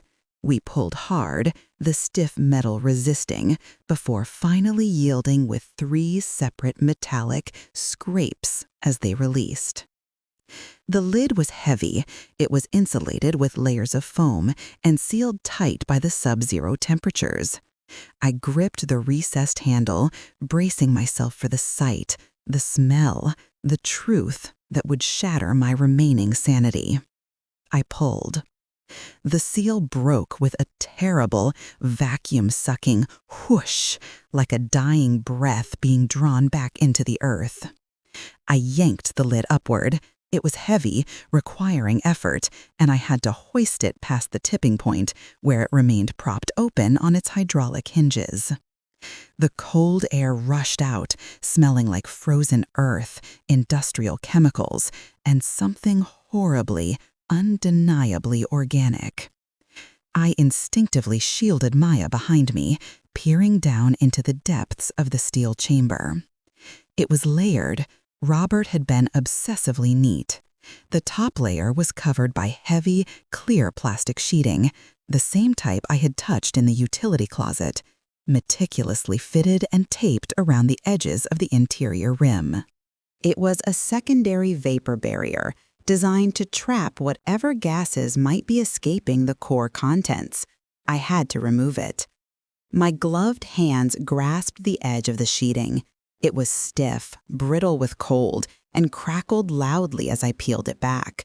I tried to go slowly, but the sound echoed in the massive garage, turning the silence into a drum-tight threat. I reached the heart of the freezer. I looked down. There was nobody. The initial flood of nauseous horror stalled, replaced by a cold, calculating confusion that was almost worse than the expected scene.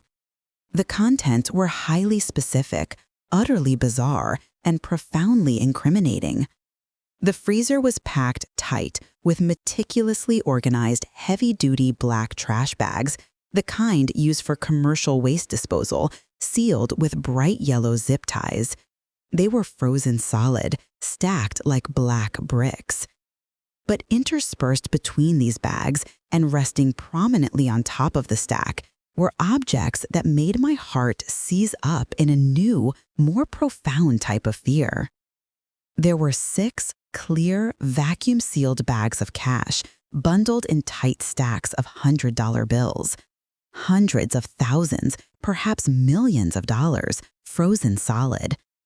Beside the cash was a small, high-capacity external hard drive, also vacuum-sealed, marked with a small, handwritten code I didn't recognize. And beneath the hard drive Resting on top of the black bags was the final, devastating piece of evidence, a thick 3-ring binder encased in heavy acrylic plastic and clearly labeled with the logo of Sterling and Thorne, the architectural firm where Robert was a senior partner and where he held the keys to countless multi-billion-dollar projects. I reached down, my hands moving automatically, ignoring the numbing cold. I lifted the binder, heavy with frozen paper, and placed it on the floor beside the freezer. Then I lifted one of the heavy black bags, pulling it free from the stack. It weighed too much for garbage. It was dense, unyielding. I grabbed the utility knife I had tucked into my jeans pocket and slit the thick plastic casing. The smell intensified instantly, not decay, but the sharp mineral smell of pulverized concrete dust mixed with something oily and metallic. I tore the plastic open. Inside, nestled among the dust, were dozens of small, irregular lumps. I reached in and pulled one out. It was heavy, dull, and dark green. It was raw jade, cut into rough, unmarked stones, not polished, not assayed, clearly smuggled. There was enough raw material in this one bag to be worth a staggering amount. My mind finally began to piece together the horrifying tapestry of Robert's actions. He wasn't just a killer. He was a thief, a smuggler, and a corporate terrorist, using the house as his impenetrable vault. The digging, the shovels, the plastic sheeting. He wasn't burying a person, he was burying evidence. He had used the plastic sheeting to protect the interior of the freezer while he loaded it with the muddy, contaminated bags, probably transporting them from some remote, hidden exchange point, perhaps the construction site of his latest commission where he had access to heavy machinery and cover. The red clay I had seen on the shovel was likely a temporary burial spot for the stolen jade or the cash, waiting for the cover of night and the security of his freezer. And the smells. The decay wasn't human. It was the smell of the frozen earth itself, mixed with the strange mineral scent of the raw stones, all fighting the antiseptic blast of industrial bleach he had used to hide the traces. Robert wasn't a sociopathic murderer who killed his way out of an argument. Robert was a high-functioning criminal who was losing control of his meticulous, engineered world. I opened the binder. The frozen paper crackled as I gently pulled back the plastic cover. The pages were headed, Project Chimera, Preliminary Deconstruction and Asset Allocation. It was a complete financial and architectural breakdown of Sterling and Thorne's single largest, most confidential international project, a project Robert was ostensibly leading. It contained everything: blueprints, budget overruns, proprietary material compositions, and explicit details on how to completely sabotage the entire structure using falsified material reports and engineered weaknesses. The hard drive contained the digital copies. The cash and the jade were his payment. Robert hadn't killed the neighbor or the delivery boy. He had sold out his company, his career, and his life's work for an untraceable, massive payout, and he was planning to disappear, using our domestic life as his cover until the last possible moment.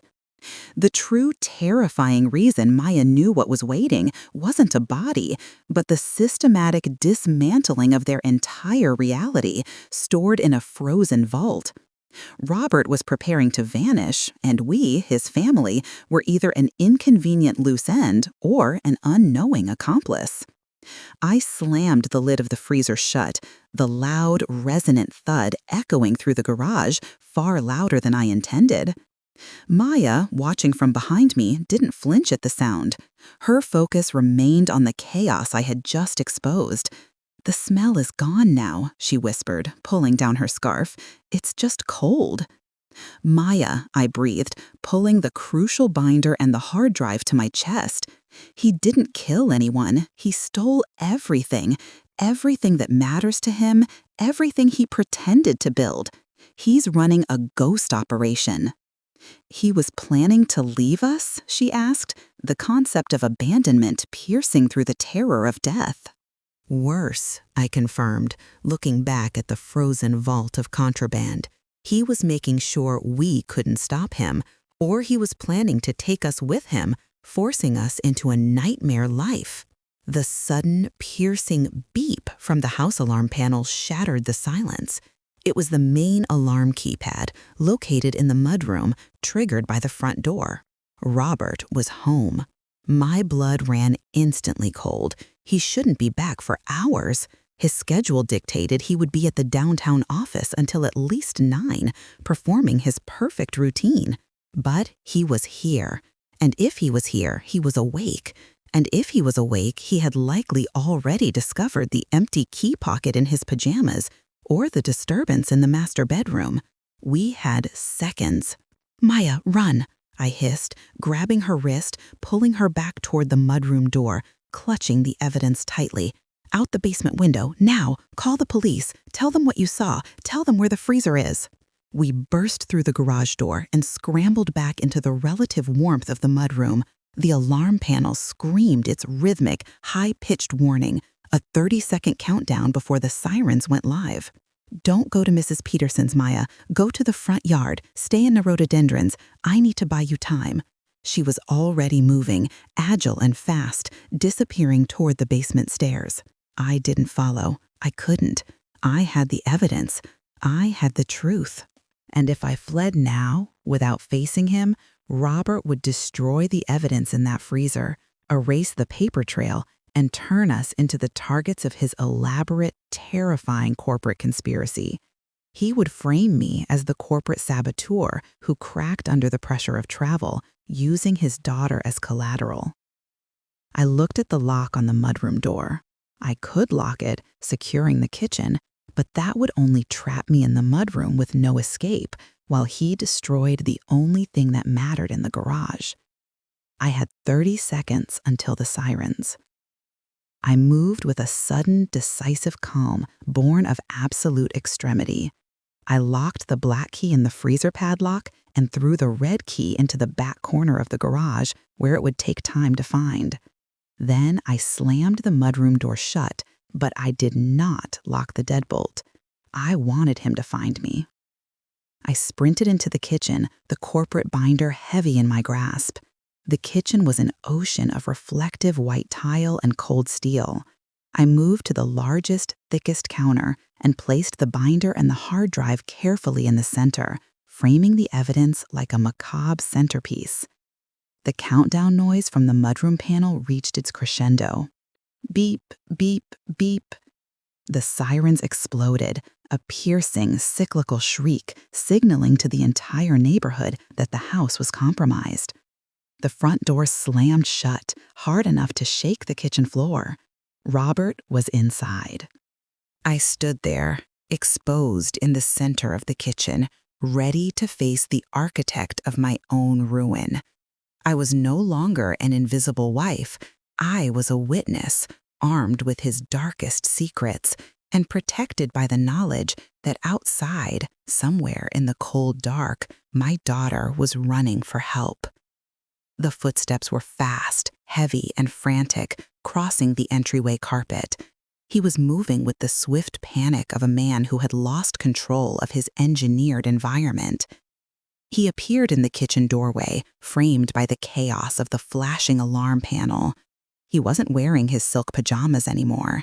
He had dressed rapidly, pulling on sweatpants and a t-shirt, his hair disheveled. His eyes, usually cool and measured, were wide, black pools of instantaneous recognition and savage fury. He didn't need to speak. He saw the expression on my face. He heard the alarm. And then his gaze dropped to the counter. He saw the sterling and thorn binder. Robert's mask didn't just drop, it disintegrated. The handsome, controlled facade vaporized, replaced by the naked, feral desperation of a high-stakes criminal caught red-handed. "Sarah!" he roared, his voice thick with betrayal and rage. "What have you done?" I planted my feet, folding my arms across my chest, holding his gaze across the span of the cold, ruined kitchen. "I know what's in the freezer, Robert," I said, my voice steady, cutting through the sirens like polished steel. "I know what you are." The sirens were a visceral, piercing knife in the sterile silence of the house, turning the beautiful, bespoke kitchen into a screaming panic chamber. They vibrated in my chest, masking the sound of my own heartbeat, and thankfully muffling the frantic, heavy breathing that rattled in Robert's throat. "What have you done?" he repeated, but it was less a question than a declaration of intent. His handsome face, the one that had charmed bankers and seduced investors, was slack with shock, carved into a grotesque landscape of naked self-preservation. He launched himself forward, not aiming for me, but for the counter, for the evidence that sealed his fate. He moved with a speed I had never witnessed, fueled by the absolute terror of exposure. I was faster. The adrenaline, sharp and cold, had refined my movements. As he lunged past the island, I snatched the Sterling and Thorn binder and the hard drive off the counter, pulling them back against my chest like armored shields. The distance between us, previously a civil kitchen walkway, became a gulf of utter antagonism. Robert skidded to a stop, his hands extended, grasping at the space where the evidence had been. He looked at me then, truly saw me, perhaps for the first time in a decade, not as an invisible fixture of his perfect home, but as the catastrophic variable he had underestimated. "Give me the binder, Sarah," he hissed, his voice dropping from the initial roar to a low, lethal snarl, the tone he reserved for underperforming subordinates. "Right now. This is a federal crime. You don't want to be involved in this." I didn't budge. My spine felt like tempered steel. The moment I fled, the moment I handed over the documents, he won. He would be free to disappear, leaving me to face the fallout of his engineered collapse, potentially facing accusations of complicity. He had to be pinned, exposed, and held in place until the safety net caught him. "I am already involved, Robert," I stated, my voice dangerously flat against the wall of the Cylon. "I married a ghost who spent the last 3 years building a covert infrastructure to destroy his company and steal millions. I am already involved in the cleaning, the cover-ups, and the lies, but I am not involved in the conspiracy." He took a step toward me. "Don't be stupid. You don't understand the magnitude of this. This isn't about divorce, Sarah. This is about security contractors, international law, and people who don't care about legal proceedings. If that information goes public, people die. I disappear, and you disappear with me." He was trying to frighten me with the scope of his crime, using it to reestablish dominance. But his attempt to reclaim the manipulator's high ground failed because I was already standing on the precipice of maximum terror. Nothing he could say about shadowy figures and federal charges could exceed the existential dread of realizing the man you slept beside was a meticulously constructed lie. I took a strategic step backward, positioning myself so the heavy built-in pantry unit was behind me, preventing him from circling. "Maya is safe," I told him, the words simple and devastating. I watched the realization of his true vulnerability wash over his face. He hadn't just lost the evidence, he had lost his leverage. His eyes darted past me, scanning the doorways, assessing the damage. He knew the protocol for the alarm system. He had designed it. 30 seconds of ear-splitting noise, and then an external signal was sent to the monitoring company, followed by a dispatch call if the code wasn't entered. The clock had run out minutes ago. Help was coming, whether he believed it or not. His panic intensified, manifesting as a chilling internal stillness. He took a calculated breath, the charming architect attempting to reassert control over the cornered criminal. Maya is fine, he conceded, his voice now dangerously smooth. She's scared, naturally. We can fix this, Sarah. We can fix all of it. Put the binder down. Let's talk. I can explain the jade, the cash, the mistakes I made. Mistakes? I echoed, letting a thin, ragged layer of contempt bleed into my tone. You have enough raw jade in that freezer to bankrupt a small nation, and you engineered the collapse of a multi-billion-dollar project. That's not a mistake, Robert. That's calculated, sophisticated malice. And you kept it locked, frozen, 7 feet from our daughter's bedroom. He flinched at the mention of the jade, confirming my suspicion that the contents were far beyond mere stolen intellectual property. That was the core of his operation, untraceable, heavy, and silent wealth. It was insurance, he pleaded, his hands open in a false gesture of surrender. Things went sideways. I was protecting us. The economy is volatile. The firm is unstable. I needed liquidity. We were going to walk away, Sarah, disappear to Europe, live free. Think of the life we could have had, unburdened by this corporate grind. You hated this life, didn't you? The sudden shift to emotional manipulation was textbook Robert. He always sought to align my supposed misery with his criminality, framing his destruction as a misguided attempt to rescue me. I hated you, Robert, I corrected him, the realization landing with the force of a physical blow. I hated the person you demanded I be. I hated being invisible. But I didn't hate our life enough to sell out everyone we knew and stockpile smuggled goods in the freezer. That was all you. The psychological warfare was working. His composure was fraying rapidly. His jaw tightened, and the capillaries in his neck stood out against his skin. He was losing the negotiation, and he knew it. He had to pivot back to aggression. "Where is Maya?" he demanded, taking 2 swift, heavy steps forward, closing the distance between us. His eyes were now fixed on my hands, on the plastic-cased secrets. "Outside, she's calling the police," I lied, not knowing if Maya had successfully reached help, but knowing the implication would freeze him. The mention of the police was a cold water shock. For a brief, terrifying second, I thought he might rush me, trying to silence me before the authorities arrived.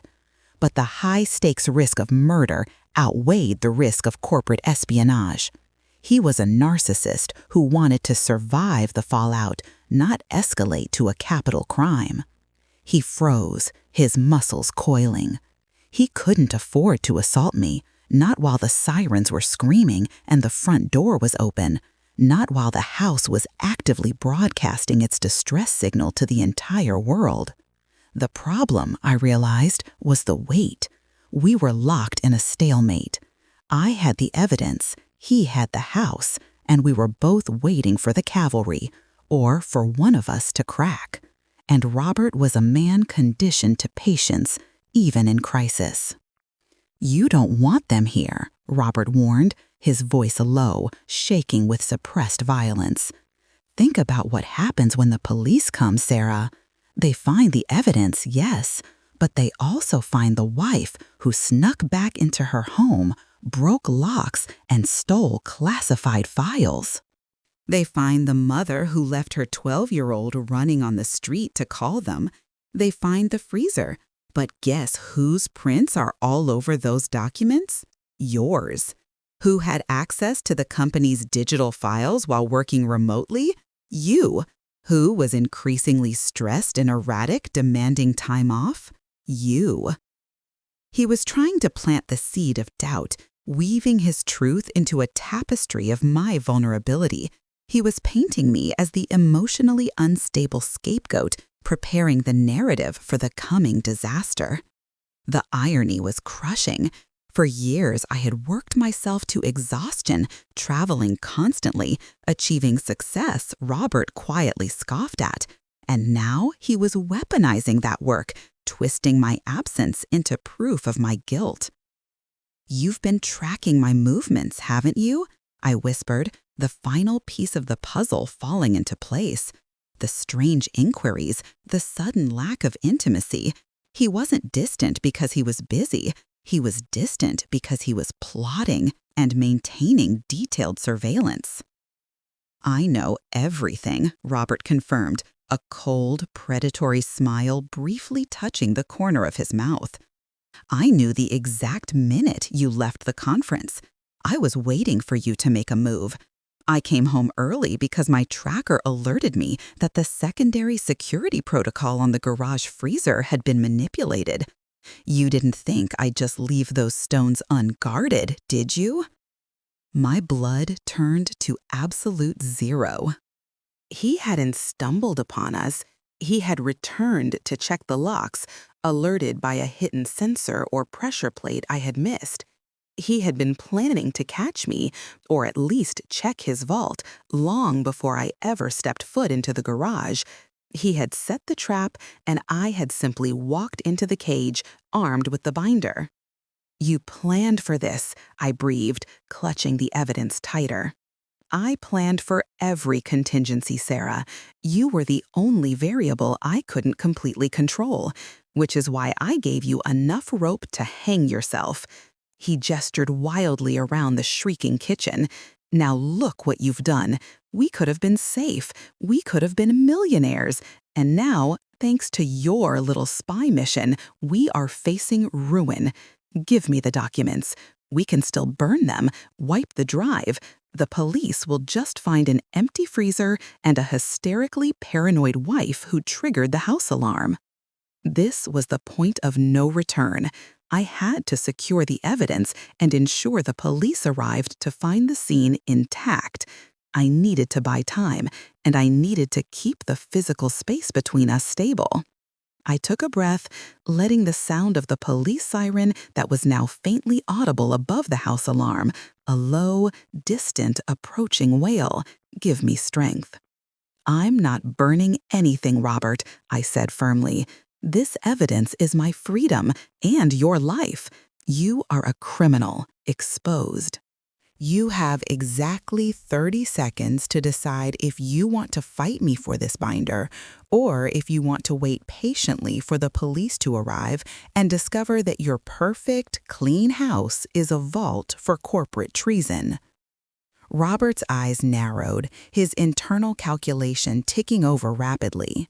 He weighed the risk of assaulting me, domestic battery, possible resulting death, guaranteed immediate arrest, against the risk of the evidence being found: corporate espionage, smuggling, long prison sentence, loss of status.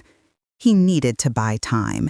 He needed to secure the house and find a way to discredit me. He backed away slightly, conceding the momentary standoff. "Fine," he clipped out. "We wait, but when they arrive, you will tell them the truth, Sarah, that you were the one who went crazy, that you broke in and stole my briefcase, convinced I was hiding something. You know the narrative. You're good at narratives." I stood there, binder pressed to my chest, the cold, heavy acrylic a physical confirmation of his guilt. I didn't respond to his threat. I didn't need to. The low, mournful woo-woo-woo of the police siren was growing louder now, cutting through the high-pitched shriek of our own security system. It was no longer distant speculation. They were blocks away. I hadn't fled the house immediately because I knew the only way to neutralize the massive systemic power Robert wielded, his charm, his narrative control, his money, was to meet him in the middle of his own destruction, armed. The moment was agonizingly stretched. We were two strangers, separated by a kitchen island, waiting for the outside world to rush in and judge the wreckage of our lives. The blaring alarm, the sound of accelerating tires on the wet asphalt outside, the raw, furious gaze of the man who had been my husband, it all coalesced into a suffocating, electrifying tension. I looked at Robert, truly seeing the feral, desperate predator beneath the flawless veneer. I felt the last lingering ghost of my loyalty dissipate. He was no longer the man I had married. He was merely the danger I had to overcome.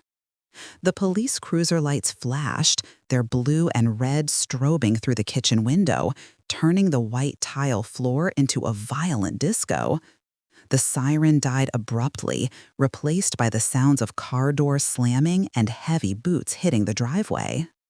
Robert and I turned simultaneously, facing the front of the house, where the chaos was about to erupt. "They're here," I whispered, the sound thick with relief and mortal fear. Robert's eyes went dark, moving from the flashing lights back to me, the architect planning his final, desperate structural collapse. "They may be here, Sarah," he snarled, taking a challenging step forward, his voice a promise of violence held barely in check. "But they don't know who the victim is yet." The front door didn't just open. It was thrust inward with a sickening crash against the plaster wall, followed by the heavy, echoing command that cut through the internal alarm. "Police, show me your hands." The sound of the house alarm immediately shrieked into silence, an abrupt, deafening halt that left my ears ringing and the air charged with unnatural quiet. For the first time in what felt like a lifetime, I could hear the sharp inhale of Robert's breath across the island. He didn't move to raise his hands. His eyes remained locked on me, blazing with incandescent fury and the white-hot determination of a man facing complete obliteration. The blue and red strobes from the hallway intensified, painting our polished white kitchen in alternating washes of hysteria and cold warning. 2 officers, massive in their ballistic vests, were in the entryway, guns drawn, their attention fixed on Robert, who was still positioned partially behind the kitchen island. "Hands up, now!" the first officer roared, his voice amplified by the echo of the empty foyer. Robert's manufactured composure fractured completely. This was no longer a negotiation with his wife. This was a collision with the organized forces of the world he thought he transcended. He knew that once those documents were secured, his charm and his money were meaningless.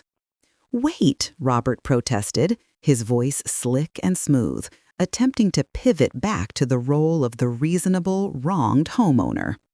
"There's been a mistake, officer. This woman is my wife, Sarah. She's had a terrible shock. She broke into the house and is stealing sensitive corporate material. I was trying to restrain her." He made the restraint sound reasonable, civilized. He was already spinning the narrative, attempting to leverage the officer's instinctual trust in the wealthy man in the expensive watch over the panicked woman clutching a binder like a shield. "Don't listen to him," I choked out, taking another deliberate step back toward the pantry. My leg knocked against the cabinet, creating a small thud that magnified in the silence. "He's lying. I triggered the alarm. I have the evidence. He's been smuggling millions." Before I could finish the word, Robert moved. It wasn't a charge at the police. It was a desperate, tactical leap across the short distance of the island, aimed not at my body, but at the binder in my grasp. He was a man consumed by the need to destroy the evidence, to make himself untouchable again.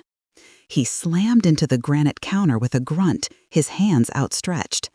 I reacted on instinct, twisting away and shoving the binder and the hard drive deep into the small gap between the pantry unit and the wall. Robert's momentum carried him, and instead of the binder, his hand clamped down hard on my wrist.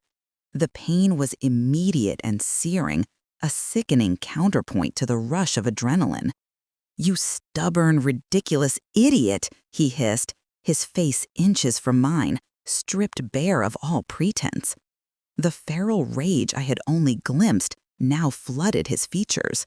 "You will ruin us both. Give it to me." He yanked my arm, trying to spin me around and leverage the evidence out of the crevice. The officers, seeing the movement and hearing the clear physical struggle, didn't hesitate. They flooded the kitchen. "Let her go. Drop to your knees, sir." Robert ignored them. He was focused solely on me, on the betrayal of my resistance. His grip tightened, bruising. He was strong, driven by the desperation of a collapsing empire. "This is your fault, Sarah, your pathetic need for attention," he spat, the deep, personal malice finally erupting. I used the pain as leverage, a focus point. I brought my free hand up and slapped him across the face, a sharp, stinging sound that momentarily stunned him, freezing the movement of his head and drawing a thin line of blood at his lip. It was just the pause the first officer needed. With a practiced speed that defied his bulky gear, he was on Robert. The officer grabbed Robert's shoulder and twisted, executing a swift, brutal takedown that sent Robert crashing face first onto the slick, cold tile. The sound of his body hitting the floor was definitive, final, and satisfyingly loud. Robert let out a howl of shock and rage, instantly attempting to fight the restraining grip, thrashing against the weight of the officer. "I'm an architect. This is my house. You have no right," he screamed, his voice no longer the measured tone of command, but the raw, exposed sound of a caged animal. The second officer was instantly beside me. "Ma'am, are you injured? Step away, please." I stumbled backward, leaning heavily against the cool metal of the refrigerator. My wrist throbbed violently, but I was utterly, irrevocably safe. The weight of the last 12 hours, the drive, the fear, the reconnaissance, the silent entry, crushed me, making my legs tremble. "The evidence," I whispered, pointing to the gap where the binder and hard drive lay concealed. "It's there, the binder and the drive, Sterling and Thorne corporate theft, millions.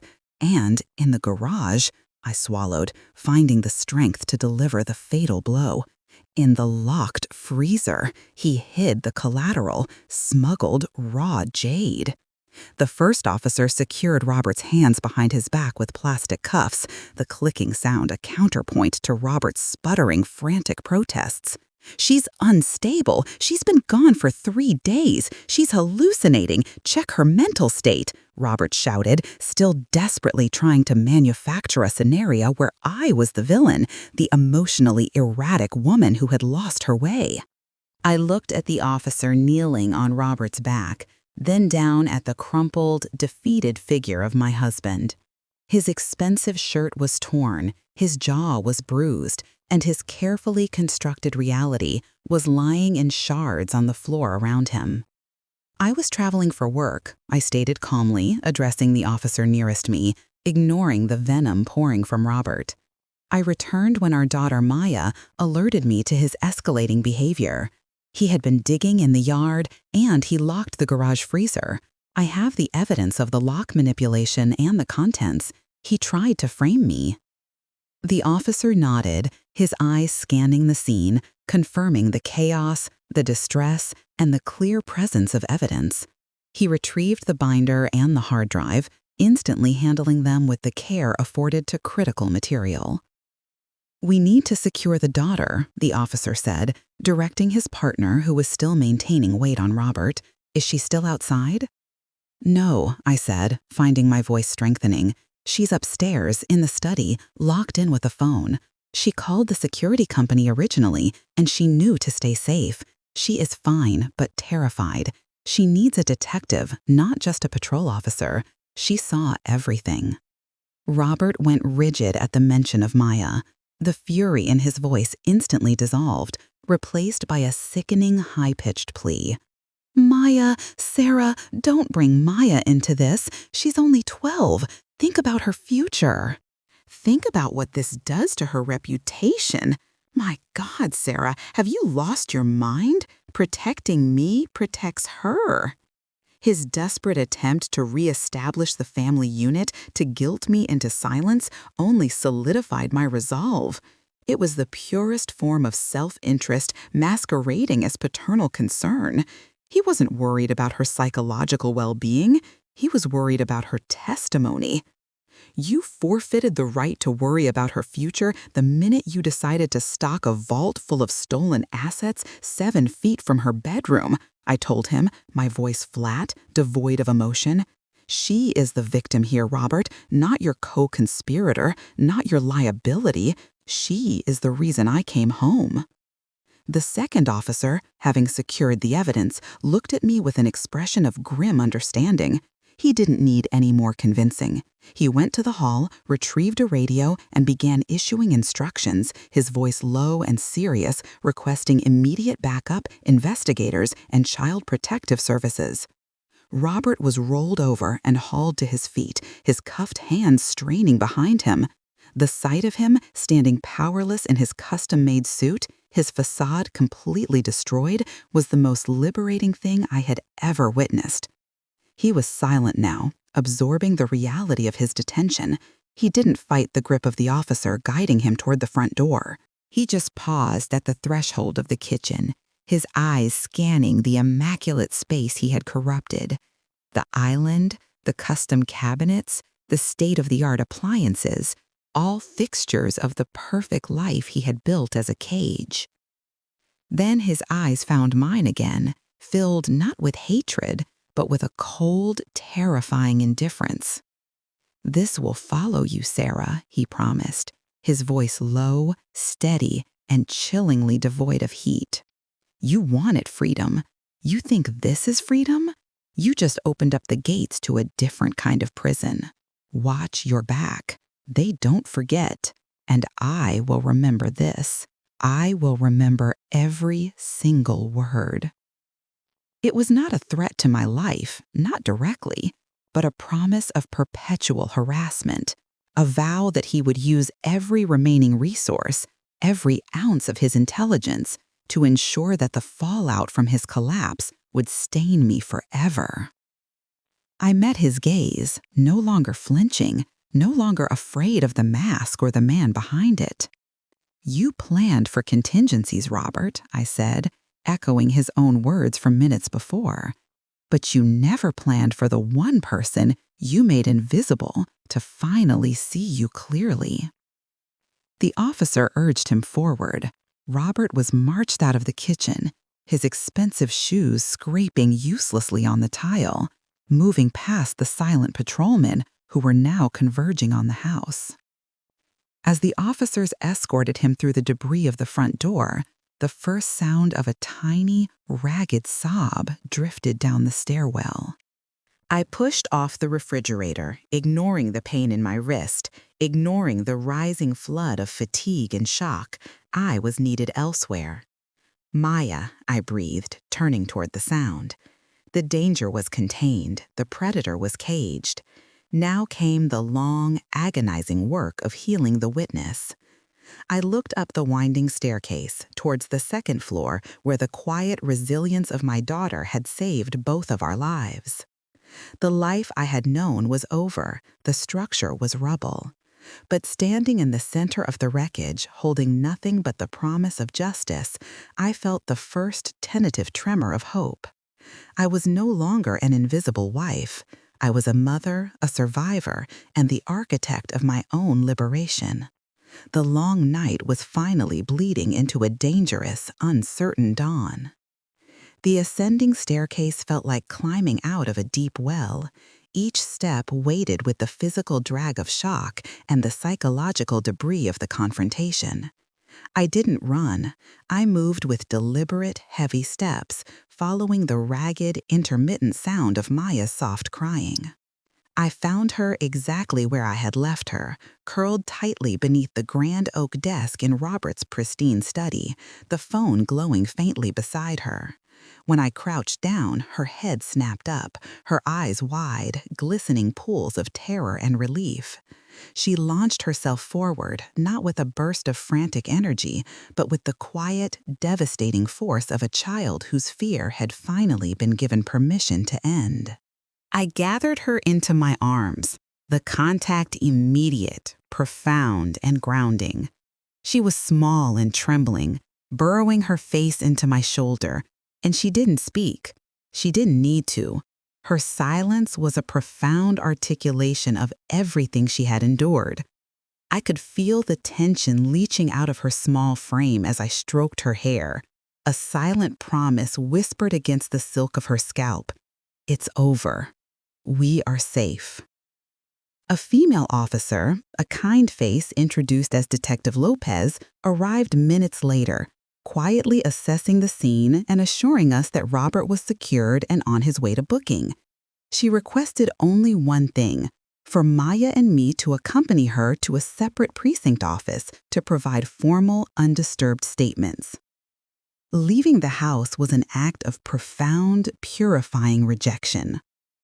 We stepped past the tape the patrolmen were already affixing to the main door, a bright yellow cordon marking the boundary between the past and the possible. The sight of our flawless, expensive home rendered a crime scene was not saddening, but liberating. It was no longer a monument to Robert's success. It was a museum of his failure. The hours that followed blurred into a clinical sequence of interviews, medical checks, and forms. Detective Lopez handled Maya with gentle respect, understanding that the young girl's testimony, detailed, concise, and observed through the unflinching lens of a perceptive witness, was damning. Maya recounted the digging, the smell, the frantic cleaning, and the chilling detail of the sophisticated lock Robert had affixed to the freezer, which the forensic team was now documenting. I gave my statement, the words flowing easily now that the dam of fear was broken. I explained the corporate theft, the millions in embezzled assets Robert had planned to leverage against his firm, and the collateral, the raw jade, hidden in the garage freezer. The police had opened the freezer and confirmed the grotesque storage of the dense green stone, verifying the motive for his paranoia and the sheer scale of the operation he had conducted from our domestic sanctuary. He hadn't been practicing disposal. He had been protecting his wealth, viewing it as a precious commodity that warranted the ultimate lock and key, the facade of the family freezer. A nurse examined my throbbing wrist, confirming severe bruising and advising a brace. The injury was not debilitating, but it became a permanent physical marker of the moment I asserted my visibility, the price of breaking free. By the time the sun fully rose, flooding the gray precinct hall with hard, factual light, Robert was formally charged with multiple counts of wire fraud, embezzlement, and obstruction of justice. The charges connected to the freezer and the evidence of his manic cleanup meant that the DA would press hard, linking the corporate crime to his dangerous, escalating instability at home. His influence and charm, so potent in the courtroom of high society, were impotent against bank statements, secured corporate communications, and the cold reality of raw stone hidden beneath frozen vegetables. The immediate legal crisis was over, but the emotional architecture of our lives was shattered. We couldn't go back to the house. It stood, beautiful and malevolent, saturated with the malignant silence of years of passive control and active betrayal. I called Diana, my oldest friend, the one who had watched my slow withdrawal over the years. She listened without judgment, her voice a steady lifeline. She offered us her small cabin upstate, a place of wood smoke and pines, utterly unconnected to the life Robert had engineered. "Go dark, Sarah," Diana advised. "Let the lawyers handle the estate and the restraining order. You and Maya just need to breathe air that hasn't been poisoned." And that's what we did. We packed 2 small bags of essentials, not designer clothes or expensive trinkets, but the simple, comfortable things that represented genuine warmth. The rest, the furniture, the expensive art, the architectural drawings Robert had obsessively curated, belonged to the ghost of our past. I had lost the tangible markers of my previous life, but I had gained everything that truly mattered. Weeks passed in the quiet solitude of the mountains. The legal battles commenced, messy, drawn-out affairs designed to strip Robert of his assets and his professional credentials. His attempts to contact me were swiftly cut off by the restraining order. He tried to appeal to Maya, sending manipulative letters expressing his misunderstanding and paternal love. But Maya, guarded by Detective Lopez and an excellent trauma counselor, saw the strings attached to every word. The subtle fear he had instilled in her was being replaced by incandescent realization. One late afternoon, Maya and I were sitting on the cabin's porch swing, watching the last sliver of the winter sun dip behind the ridges. I was wearing the wrist brace still, a soft reminder of the breaking point. Maya was drawing, not the frantic scribbles of her terrified weeks, but simple, strong geometric shapes that resolved into recognizable structures. "He tried to make you small, Mom," Maya said suddenly, her voice quiet but clear, breaking the long silence. I looked at her, surprised by her immediate grasp of the dynamic Robert had created. "He did, sweetheart, and for a long time I let him." "No," she corrected me, shaking her head. "He tried, but you weren't really small. You were just waiting." She paused, carefully outlining the roofline of a tiny, sturdy house on her pad. "When he said I saved you, I didn't know what he meant, but I think I do now. I gave you permission to stop waiting." A wave of profound, cleansing grief washed over me. Grief for the years lost, but also gratitude for the present. Maya hadn't just saved my life, she had restored my sense of self. "You did more than that, Maya," I murmured, pulling her close. "You taught me that my instincts were right, that the things we whisper in the dark, the fears, the worries, are often the things we need to shout into the light." We sat there for a long time, the shadows stretching and cooling the air. The vast, empty landscape around us, unmanicured and honest, was the antithesis of Robert's controlled existence. Here, safety wasn't manufactured by locks or insurance policies. It was built on truth and proximity. The house, that pristine, haunted cage, was soon to be sold off to cover Robert's escalating legal fees and restitution. The financial future was uncertain, stripped down to its core. I would have to start over, relaunching a career that had stalled in the long shadow of his success. But this time, the effort would be mine alone. There would be no secret controls, no invisible manipulation of my finances or my identity. I knew Robert's promise that his downfall would follow me was real. The long, unpleasant process of divorce and the subsequent collateral damage of a high-profile white-collar crime would stain my professional and personal life for years. But I had faced the absolute worst of his psychological arsenal, and I had survived. I was no longer the invisible wife, allowing myself to be absorbed into his narrative. I was the visible, formidable woman who had looked into the abyss he created and pulled her daughter back from the edge. I took a deep breath, the clean, pine-scented air filling my lungs, a feeling entirely different from the stale, conditioned air of the life I had left behind. I looked down at Maya, who was now resting her head on my shoulder, half asleep, utterly relaxed. The architecture of our future was simple. It was being built from the ground up, on a foundation of open communication, fierce loyalty, and the clear understanding that the most terrifying thing in the world wasn't the man digging in the backyard, but the silent complicity that had allowed him to do it for so long. We were free, and we were finally, truly home.